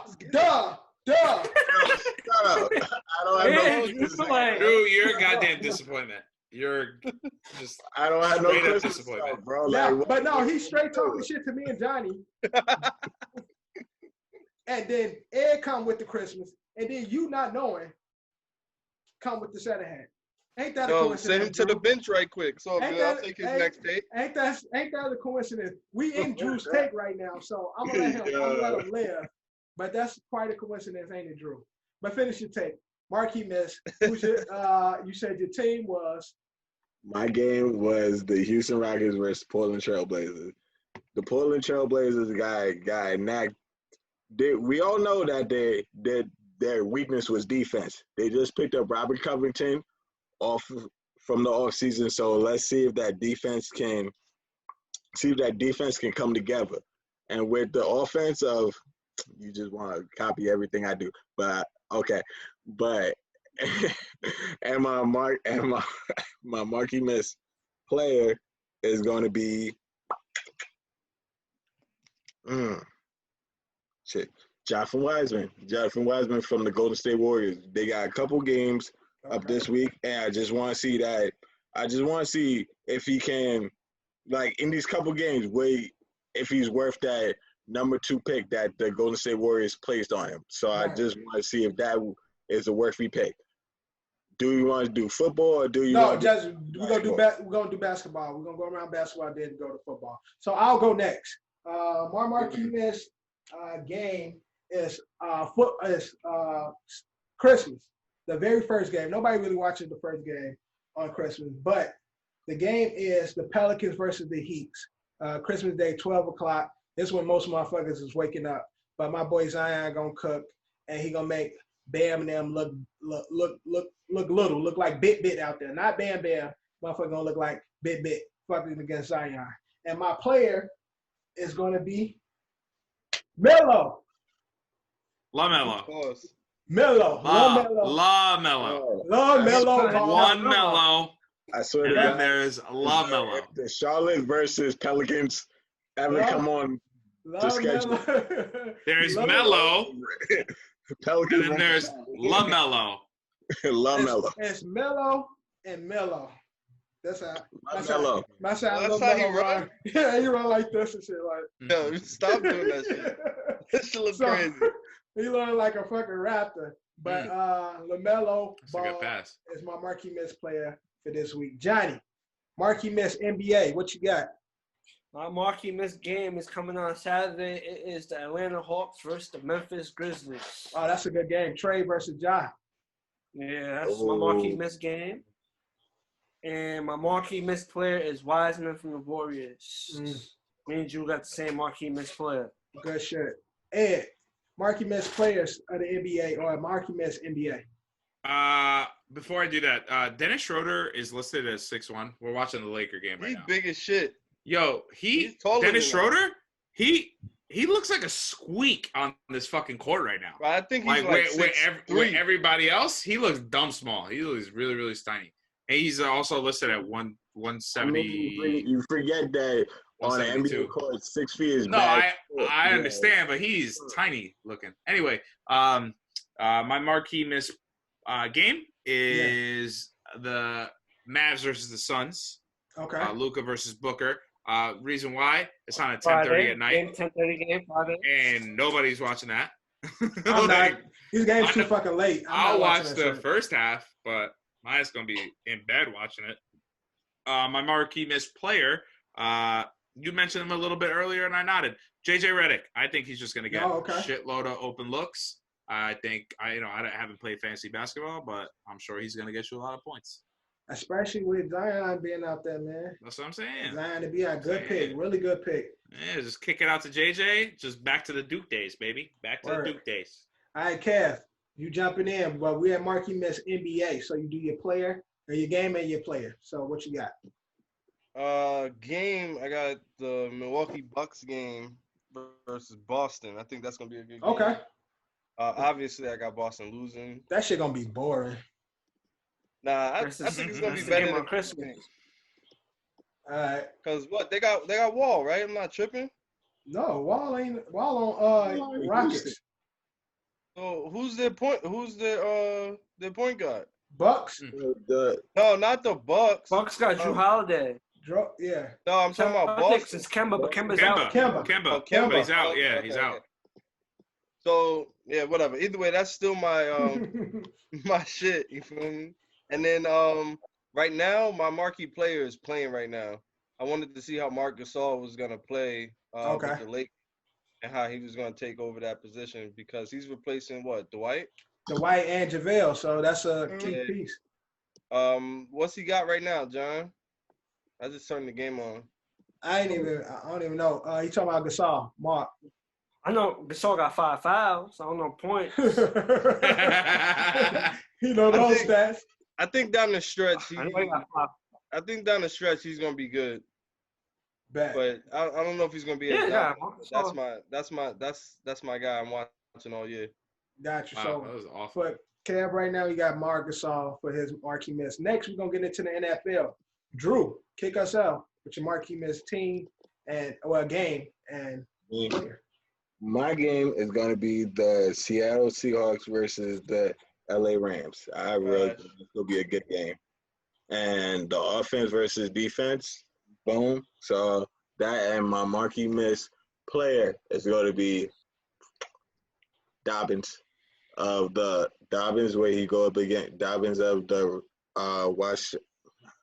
Baltimore Ravens when they go up against Jimi. So Okay. Marquee Miss player. Gotcha. Johnny, Marquee Miss, NFL. Game, Tampa Bay Buccaneers versus the Detroit Lions. I thought that's going to be, even though the Lions suck, they're going to put up points. They got blown out by the Titans, but they put up some points. So we might have a little shootout, maybe. We'll see, maybe. Maybe that'll just be a straight blowout from the jump. And my Marquee Miss player is that guy behind Ed right there. Good old Sam Darnold. Okay. Ed, Marquee Miss, NFL. John, I'm gonna need you to really stop. Johnny be gassing them. Seriously. My Marquee, God, fuck you, John. My Marquee Miss game is the Jags versus the Bears for one reason and one reason only. Jags, hoping for the Jags win. I wouldn't be mad if the Jags won, but if they did, that'd be nice. If they didn't, whatever. I have a contingency plan. Kev, you missed it. Don't even ask. I know you need them to win. Yeah, that would be the one game. Honestly, I'm not stupid. At this point, I'm okay with whatever because no matter what, Trevor Lawrence, we're going to fuck him up anyway, whoever it is. And then my Marquee Miss player is Jeff Wilson Jr. Looks like Raheem Mostert's going to miss another game. Yep. Jeff Wilson, better fucking score some points. Next, back up. All right, Kev, Marquee Miss, NFL. My Marquee Miss is the Bengals-Texans game.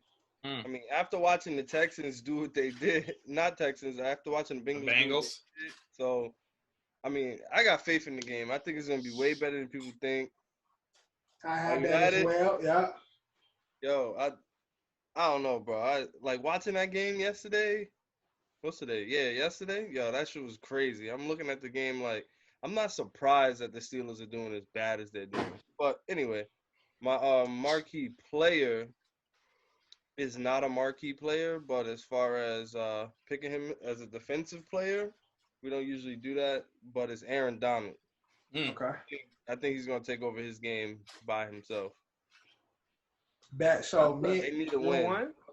So me and Kev is simpatico. Marquee Miss game, Cincinnati and Houston. I think I don't think it's gonna they not playing for nothing, but I just like the matchup. I think it's gonna be an entertaining game, a very good game, very entertaining game. They ain't winning much either one, but bro, this is the time of year that players are playing to keep their spot on teams, bro, and show other teams they shit. And speaking of players showing other teams, my Marquee Miss player is Ryan Finley, quarterback for the Bengals. Had a great week last week. I see him having another great week. Long as Giovanni keep doing what he doing and them two together, they gonna cook for the bum, son. Well, as long as he do it for the rest of the season, and Ryan Finley doing. Joe Mixon and Antonio Gibson, it fucked my whole life up. First of all, I drafted Joe Mixon like second round or some shit in our league. Did you? Yeah, and he's riding the bench, bro. He's in my IR spot since week 5. Word. After giving me 2, 3, maybe 4 fantasy points each game. He was nice. He was nice in the beginning, and then he got hurt, and then he fucked up. Well, unless you play in a PPR league, you got to go back and check. Yeah, I got him in multiple bro, PPRs. He didn't break 5 points any game he played. Shit was ridiculous. Well, again, that's good. That's Marquee Misses. Again, you see him right here. Next up, we're gonna get into the picks for Week 16. Now, for those who don't know, we keep tabs of the standings. In regards to Week 15, here's how it unfolded. At number 1, Kev was leading, 13-3. Drew, 11-5. Me and Eddie was tied at 10-6. Johnny, 9-7. And DQ, with his strategy of picking against John. Yeah, dug himself a hole. He was last at 7-9. Now, when it comes to the yearly standing, his strategy should be to pick. His strategy should be to pick and try to keep it close, like to close the lead. Right. Each week. Right. So pick one. Right. Pick 1 or 2 teams. The real strategy is to just pick the same picks as John, and then that way, John never breaks. Like he never gains traction because if he loses, you lose. If you lose, he loses. If he wins, you win. You pick the same teams, and then just 1 or 2 you throw out there. Not even. I wouldn't even do that. But then he'll never catch up. John will never catch up. Yeah. No. DQ was behind. I thought he was in first place. No, DQ was behind. I'm in first place. But DQ was behind. He was behind like 1 game. But now, because of his strategy, he's now behind 4 games. He's now behind 4 games, and he's not second anymore. Johnny is first again with 134 wins. Drew is in second now with 132 wins. Kev is third with 131 wins. Then DQ at 130. Me and Eddie is I'm at 121. Eddie is at 118. Those are the. See how DQ probably went from 2 to 4. Hey, the way I see it is, Dev, we're above 500. That's all that matters. Exactly. That's all that matters. Let's get into the picks for Week 16. First up, on Friday. On Friday? Christmas Day. Yeah, it's a Christmas game. It's a 4 o'clock game. Who is it again? 4:30, we got the Vikings versus the Saints. Johnny, who you got? Saints. Ed, no, not Ed. Kev, who you got?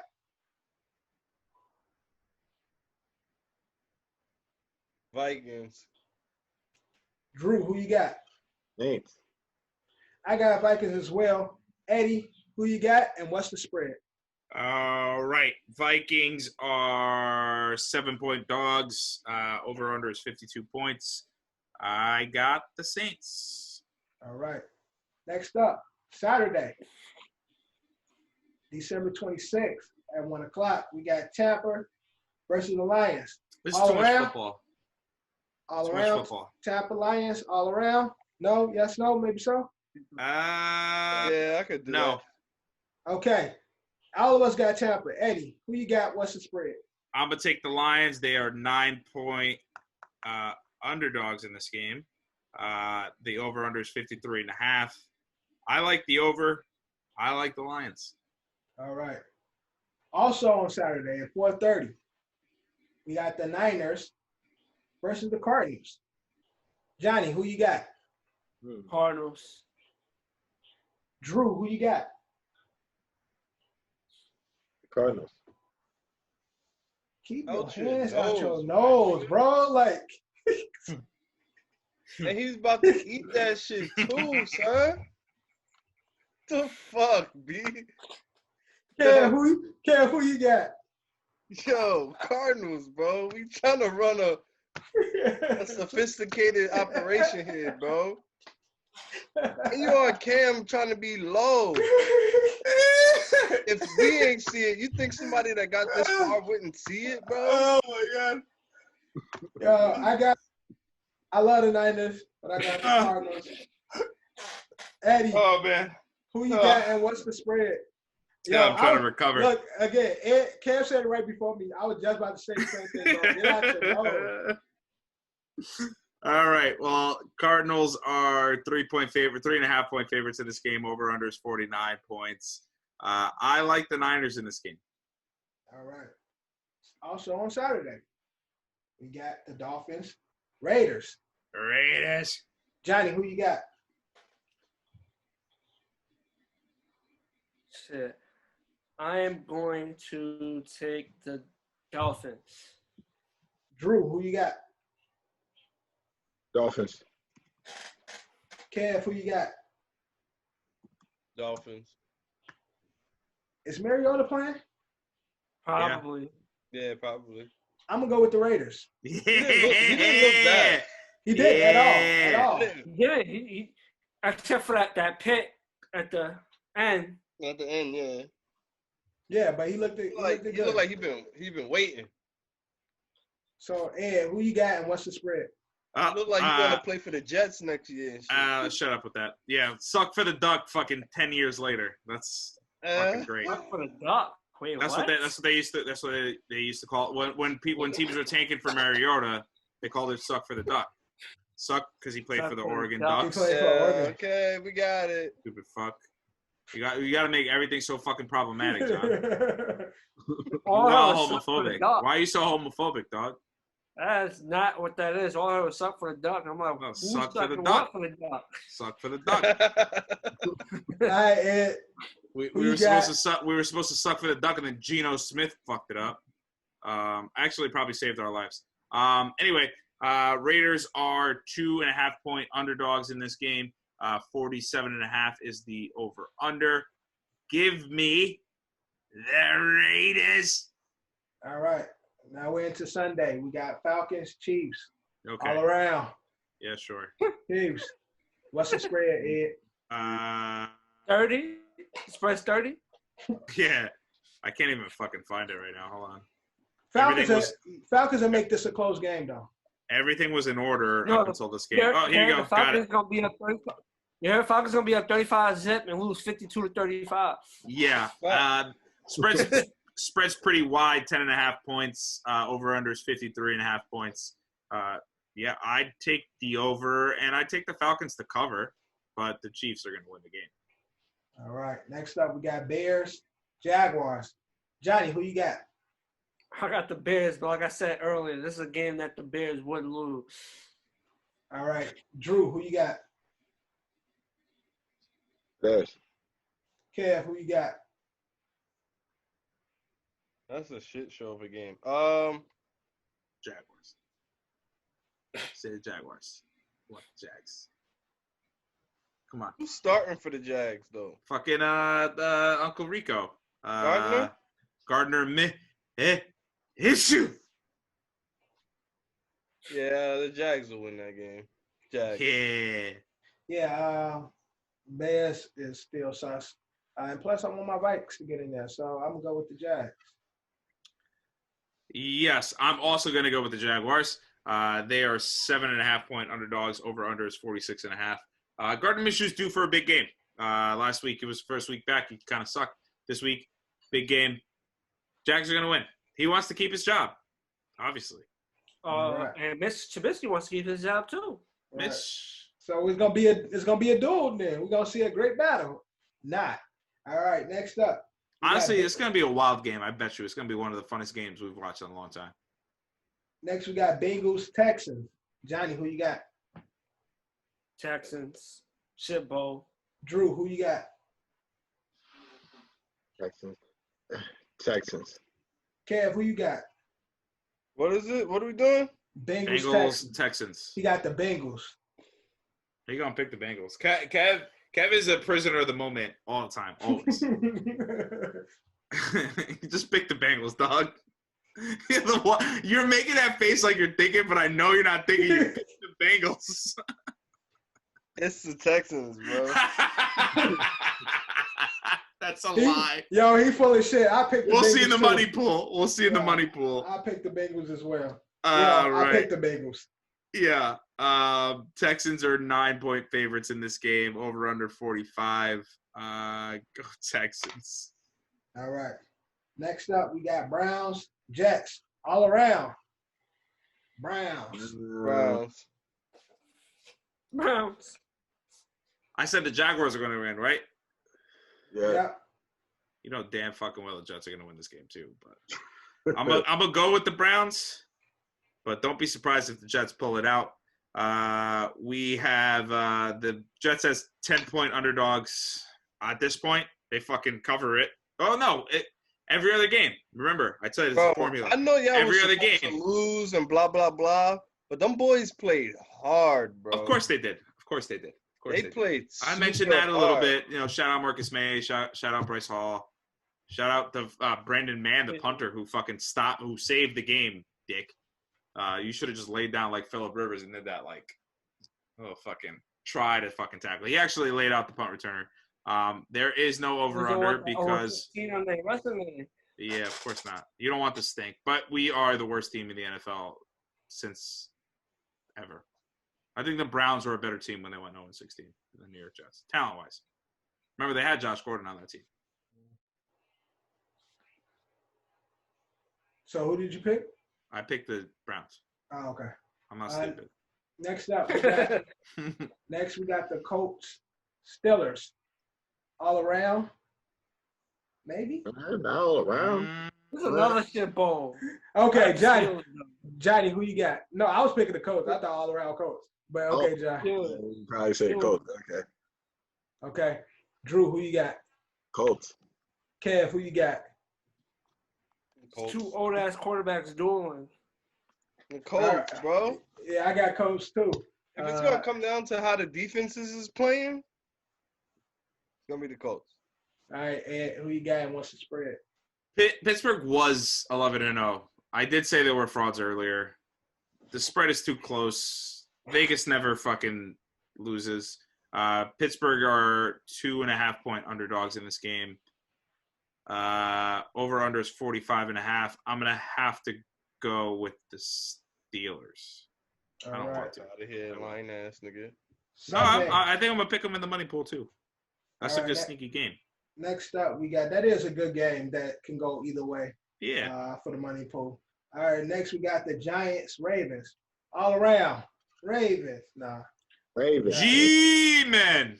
Right, Johnny, who you got? G-Men. I'm going to take the Giants because we need this. We need it. We need it. We fucking need it. We fucking need it. Fucking need it. All right, Drew, who you got? All it says the Ravens. Better have my money, Devin. Better have my money. Ravens. I got the Giants just because his asshole said that. Kev, who you got? You gotta end up in last place, man. Giants. All right. Who's ended up in last place? Fucking Dev. Nah, I'm not. Well, I probably do. You gonna take my crown? Yeah, I'm close. All right. Over under is not available currently, but the line will move by Thursday when you hear this. I don't think Daniel Jones is still know if he started or not. Yeah, I'm sure he'll fumble twice and throw at least one interception. I don't think he's gonna start. Ravens are 11-point favorites in this game. I hate to say it, even though they are fraudulent. I'll go with the Ravens. All right, next up. 11-point favorites? Damn. Yeah. Next, we got the Panthers versus the football team. Johnny, who you got? Who's the QB? Alex Smith is back. He's going to be back for sure? I think so. And Antonio Gibson's back. Oh, the football. That's not definite either. No, he's back. He's back. Why? Because I literally just read that he was back, and now he's in multiple starting lineups for me. Alex Smith. I'm going to take the football team over the Panthers. Drew, who you got? The football team. Kev, who you got?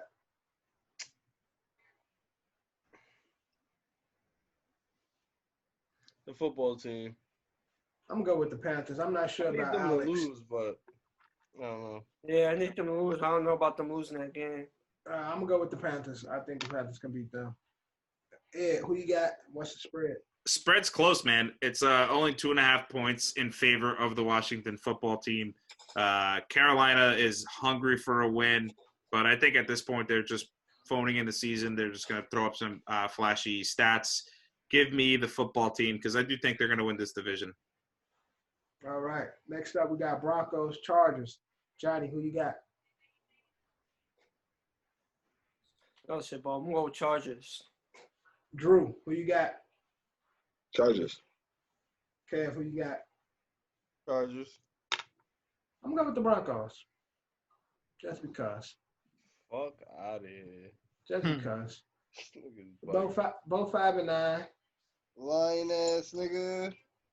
Both 5-9. Mel, Gordon been playing good the last couple of games. I'm gonna go with them. A couple touchdowns, multiple touchdown games for them. So the Chargers are 3-point favorites in this game.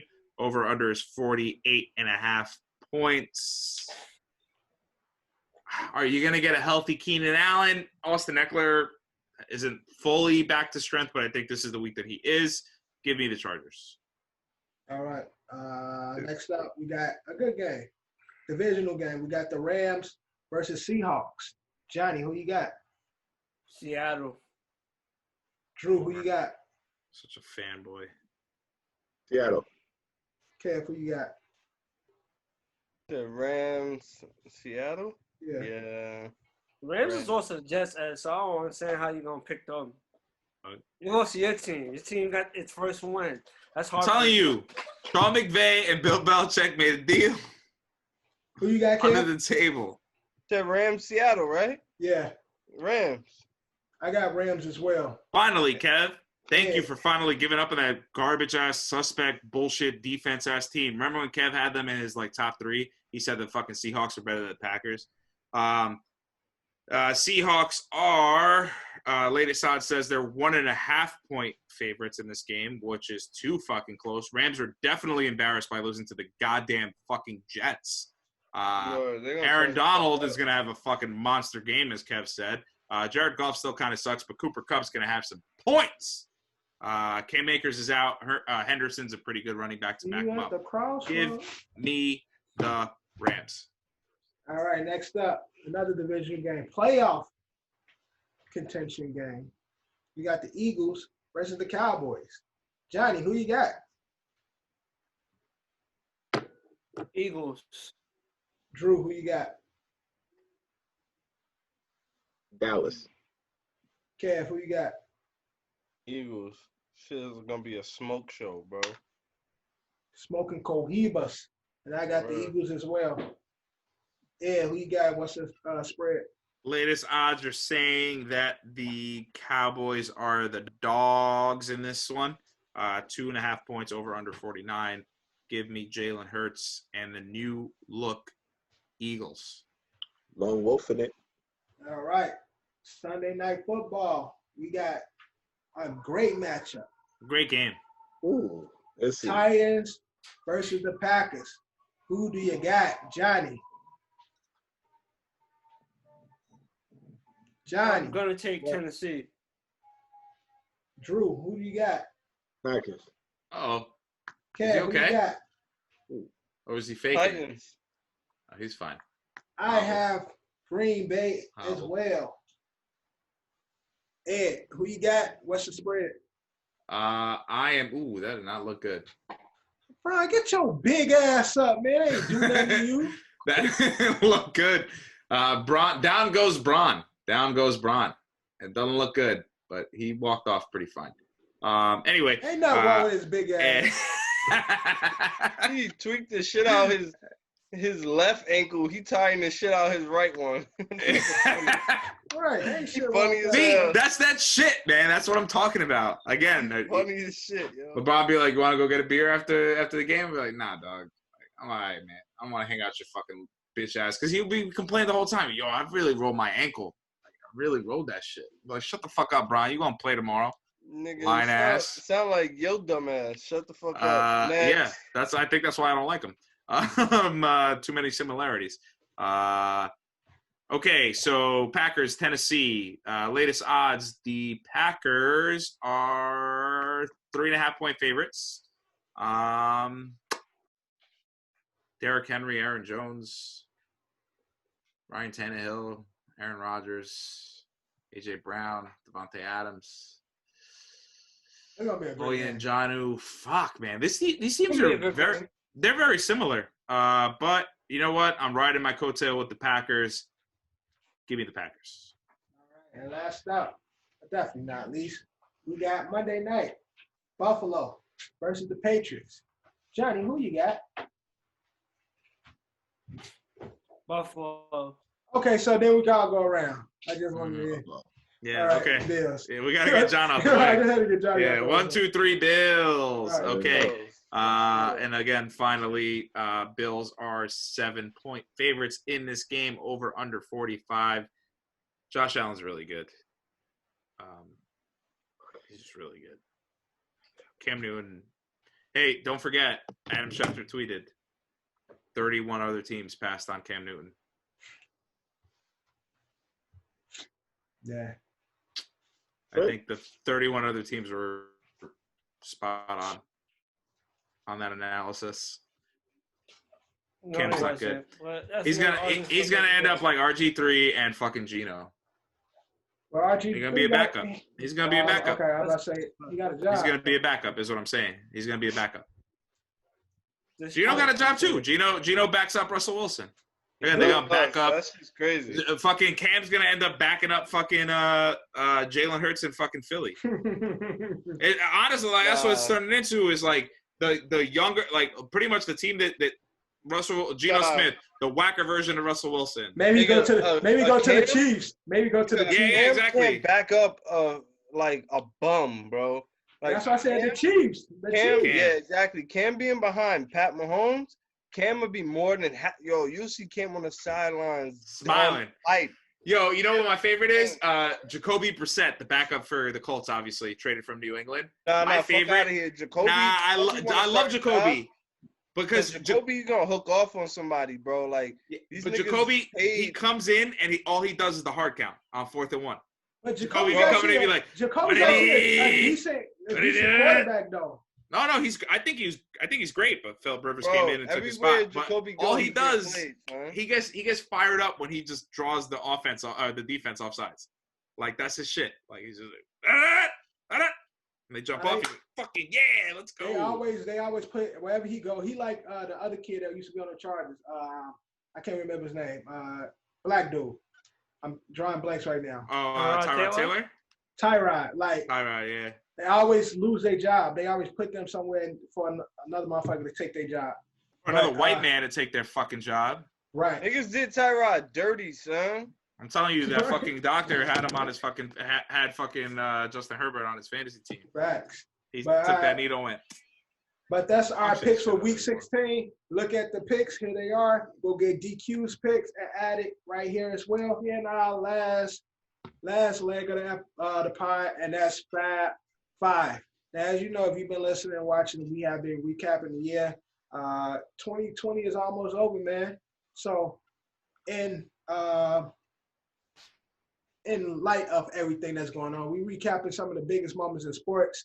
Last week we did the fresh faces of 2020, people that stood out that wasn't household names before. Now they seem to be. This week we are doing top plays or sports moments of 2020. From 5 to 1, I would like to see how these guys took it. It could be a play. It could be a moment. 2020, that's what I'm saying. We're going to see how you did it, Drew.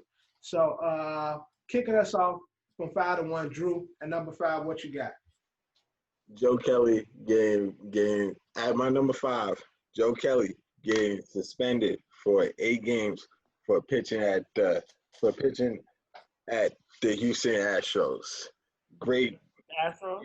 You put some respect on his name. You call him Hero Joe Kelly. Hero Joe Kelly. As my man Eddie said, great get back at the fucking cheating Houston Astros. So I know everybody loved when Joe Kelly was just knocking him upside the head with it, but he got suspended for it. So he took the L. So it is what it is. That's my number. And that's that on that. And that's that on that. At number 5. At number 5, Kev, what you got?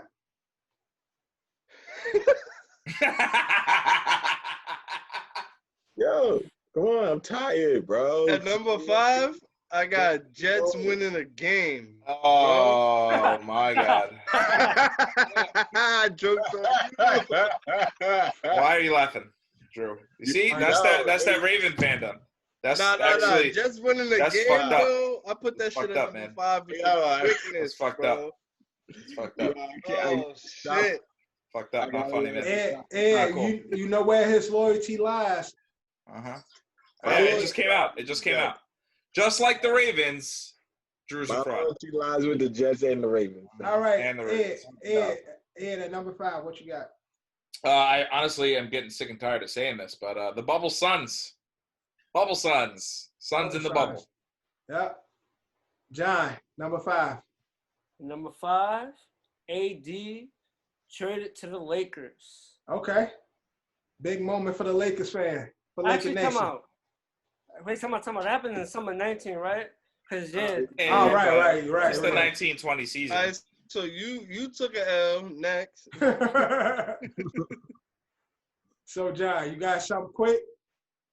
Something quick off the top. I had AD starts Lakers season. Playoffs. Yeah. Nah, it's kind of quiet. It's kind of quiet. Yeah. I'm going to have to take that L for that one. All right, so I'm going to put an L on the list for John.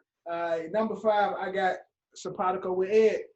Ain't no Phoenix Suns bubble play at number 5 on my top moments for 2020. Drew, number 4, what you got? Number 4, yo, this is a year of COVID, bro. I'm getting with COVID shut every damn sports down, bro. That's a sports moment, bro.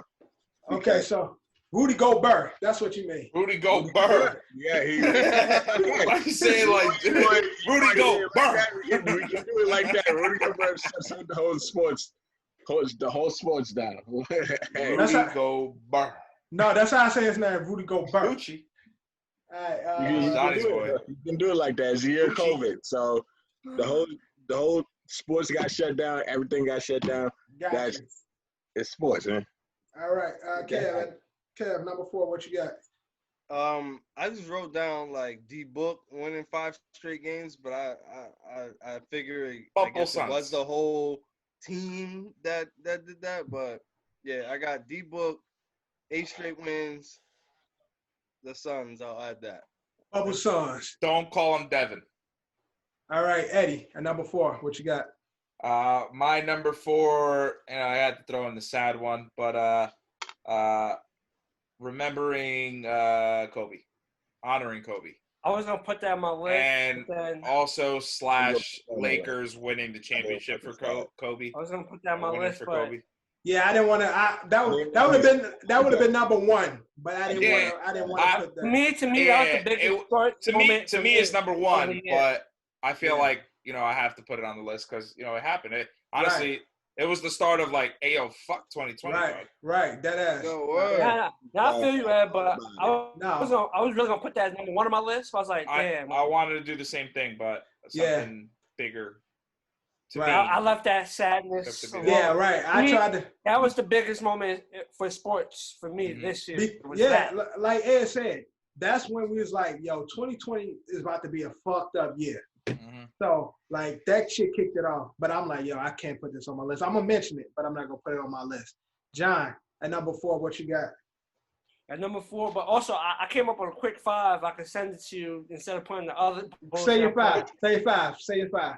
A quick one, Giants hired Joe Judge. A quick one, boom. Easy. Okay. But number 4. My phone Lamar Jackson wins MVP. Okay. Lamar MVP. Okay. Good shit. That's 2020. That's the beginning. He got the MVP award in 2020 though. Awards don't come out till January. Yeah, that's the beginning. Mm-hmm. All right. That was so long ago. Word. It feels like 2 separate years. Yeah. Number 4, I have Wilder versus Fury 2. That again, that was at the beginning of the year before COVID hit. I think that was like January or February. But yeah, I remember that fight. That shit was a bloodbath, bro. So Wilder said, that doing the like. Terry said Fury got the bricks in his gloves and shit. Yeah. So we waiting on part 3, but it was a good ass fight, just a slugfest. But Drew, at number 3, what you got? My number 3 was I know y'all said D Booker win the bubble play, but my whole shit, the whole bubble itself. A bubble experience. The bubble experience. Lemon pepper wings, all that. Yes, lemon pepper Lou, the rules, the fucking how it was presented, The snitch hotline, the crowd, everything. Right, the bubble. Conversated in the bubble. Got you. Good pick, Drew. All right, Kev, at number 3. Number 3, man, because I love this sport to death. I got the Hail Murray at number 3. Yo, Kev, look at you. Shit, Yeah. that shit, bro. Yo, just the tape on that shit. That shit is I crazy. haven't seen the whole rundown, like, you know what sports science be doing with that. Oh, shit? yeah. That shit. Kyler Murray is 5'9", and the angle that he threw it in the stadium at a 47-degree angle. There was a 1 in 6 chance of DeAndre Hopkins actually making that completion. Yo, that shit, that Hail Murray, that's a solid number 3 in my book. All right, Ed, at number 3. My number 3 is, I called it the D-Hop catch, but yeah, Hail Murray, whatever you want to call it. Yeah, Kev said it all. I mean, there's no nothing else I could say. All right, John, what you got at number 3? Return of my man's Iron Mike Tyson. Okay. All right, at number 3, another entertainment moment, but Derrick Henry, King Henry, trucking the shit out of Josh Norman. Josh Norman. Okay, yeah. I was going to say which one. Because he got one every week, but the Josh Norman one is the jokes. Now it's called the Josh Norman. Like, damn, he got Josh Norman. Yeah. Like, that's it's crazy. It's crazy that, like, yeah, that's what I was going to say. I was like, like, Dunks is like, getting the poster. The new poster and, like, getting Moss, like, that's a poster picture. Right. Derrick Henry has now revolutionized the running back position, and it's like you don't want to get in Derrick Henry's posters, right? Because his posters is the Norman, like and that fucking homie was. I'm waiting for that. That bam, bam, bam, bam, bam. It's just him. Just. All right, Drew at number 2. What you got? All right, that not even just Mike Tyson, right? The whole night, bro. Like fucking. Snoop Dogg. Jake Paul versus Nate Robinson knocking him out. Fucking Snoop Dogg and commentating. And then you got the main event. Mike Tyson stealing jokes. That night was just great. Right. That whole boxing night. Trilla put on a great show. For $50. Well, I watched it for free, though. I watched that shit for free on Facebook. Shout out to who's posting that shit. All right, Twitch, Instagram, all that. My number 2, I wanted it to be Mike Tyson, but Mike Tyson fighting again really wasn't like surprising. It wasn't the match. It was the whole night. That was a moment. The whole Dude, night. Shut the fuck up. Fuck what you talking about. My point that I'm trying to say is this nigga Tyson fighting wasn't a surprise to me. I figured he would fight again in his life at some point. He's just a fucking dog. But at the end of the day, Nate being put to sleep, the way he got put to sleep, is number 2 memorable. Right. For 2020. Any sports fan that really gives a fuck, you feel what I'm talking about right now, bro. Watching Nate on the mat to the point where niggas had to literally go and make a Nate challenge. Right. Had they sons that don't we did it on this podcast. 5, 6 years old, like, hey, lay down. I said lay down, but take a picture of you. Yo, that shit is greatness, bro. Thanks, Nate. Yo, Kev, you should. And I met the big homie, Nate. Fuck with you, bro. That ain't the big homie. That nigga little as hell. Yeah, but still. Squeak. But Kev, you should get a shirt and coin. Fuck what you talking about, because that's all you fucking say. That's my shit. Fuck what you talking about. Eddie, at number 2, what you got? My number 2 is, with some respect on his name, Hero Joe Kelly. The Hero. Okay. getting payback, and the whole, Astros fucking choking again, cheating or not cheating and still not winning, and then talking shit that they weren't going to cheat and like, hey, look, we still made the playoffs, but they still lost anyway. That was pretty great. And then I guess you could put slash, Dodgers winning, but mostly hero Joe Kelly. Right. Johnny at number 2. Number 2, Pat Mahomes winning the Super Bowl. Thank you, John. It seems like so long ago, but number 2. February 2020. It was February. That happened.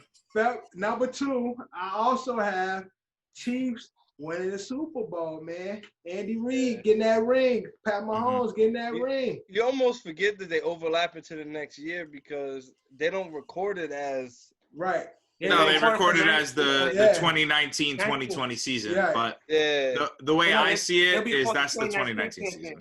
That's right. It's the 2019 season. It happened, in my opinion. Right. But it happened in 2020. That's how I looked at it. But again, Chiefs winning the Super Bowl. Number 1. We get into number 1. Drew, what do you have number 1 on your list? I know it's Johnny's. I'm probably going to be the same as Johnny's because I have LA winning 2 titles. I'm missing the most important thing. The Lakers winning the 2 championships in 2020. There you go. That's all. Right. That's it. That's all, and that's it. That's it, and that's all. And that's what it is. And so LeBron James is gonna have to say something different about that. It seemed destined, and I'm happy that they got a chance to win it, not only for the city but for Kobe. But I definitely got the Lakers winning the title. I don't think any other names, as far as the biggest names or the smallest names, need to be mentioned. But yeah, the Lakers winning the chip. Simpatico in that fucking year, in the year that we dealt with, and rest in peace to the king and his daughter, man, for real. And everybody on that flight. Facts. Word. All right, Ed, number 1. My number 1, and I think it's the most important thing, and I'm mad that none of you guys have this on your list, but the return of sports, but more importantly, solidarity to happen right away. I mean, we saw the NFL doing what they did. We saw what happened to Colin Kaepernick. We saw what happened to his career.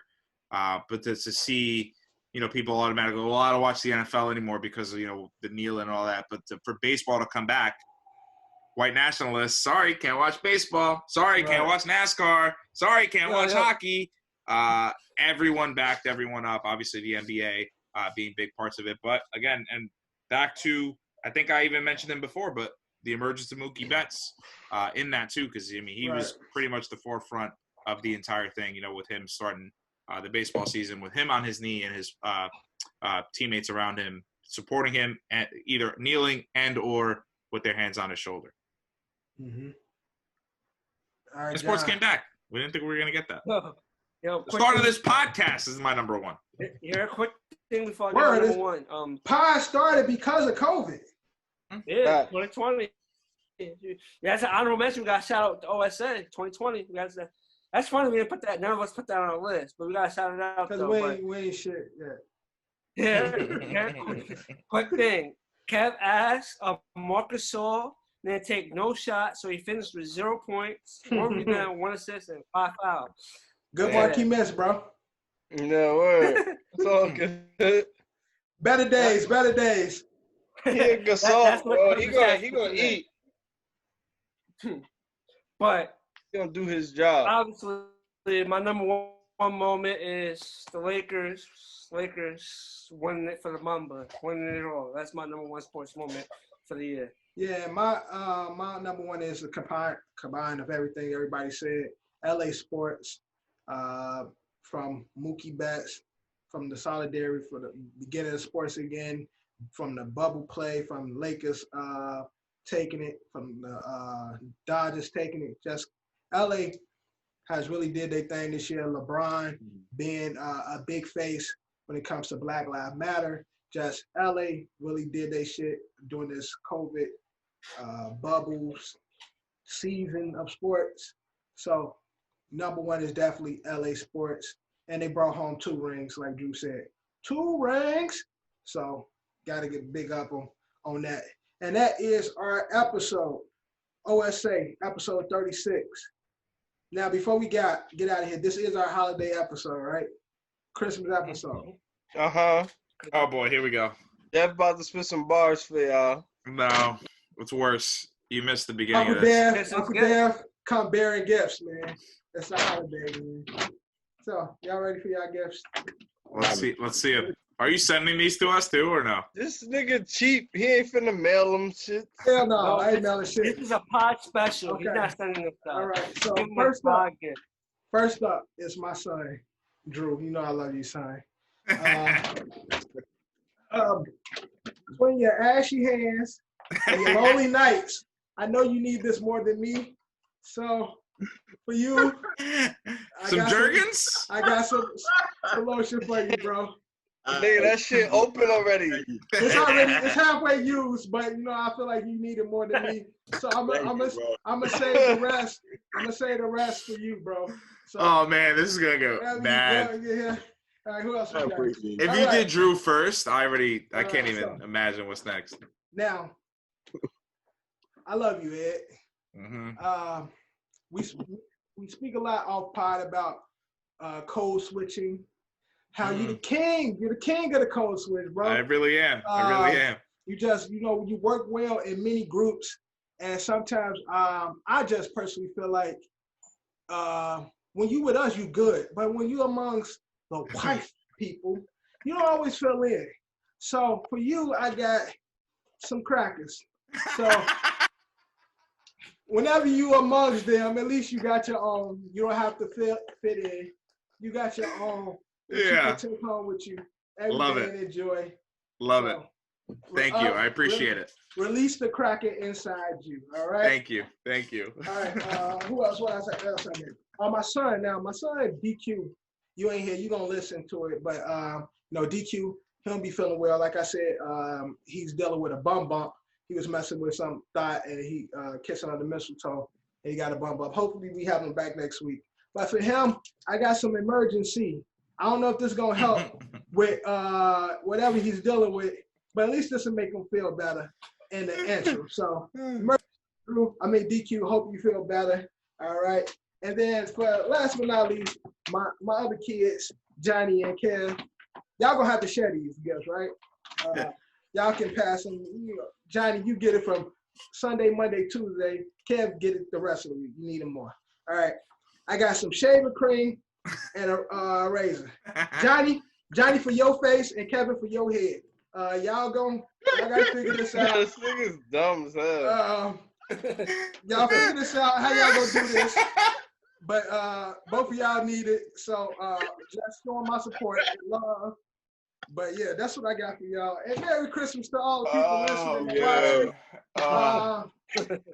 I would like to say happy holidays to everybody listening. I'm not as ignorant as these motherfuckers and just gonna tell y'all Merry Christmas. Y'all may celebrate in different ways. And it was last week.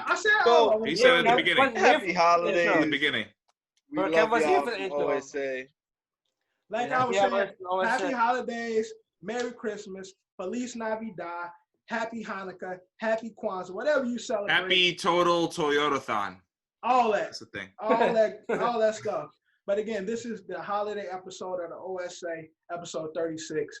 DQ ain't here. Happy holiday to the bro. He'll hopefully be back next week. Thank you guys for listening, liking, sharing. Continue to do so. Continue to rate. Continue to share. Continue to do everything that you are already doing, but more. Continue on the journey with us. 2020. We got one more episode, and then we'll get back to it 21, man. So stick around for the last episode of 2020. Let's celebrate together. Like always, the crew is here. Eddie's here. Kev is here. Johnny's here. Drew's here. I'm here. Happy holidays. And like always, Ed. We out. We out. Happy holidays, folks.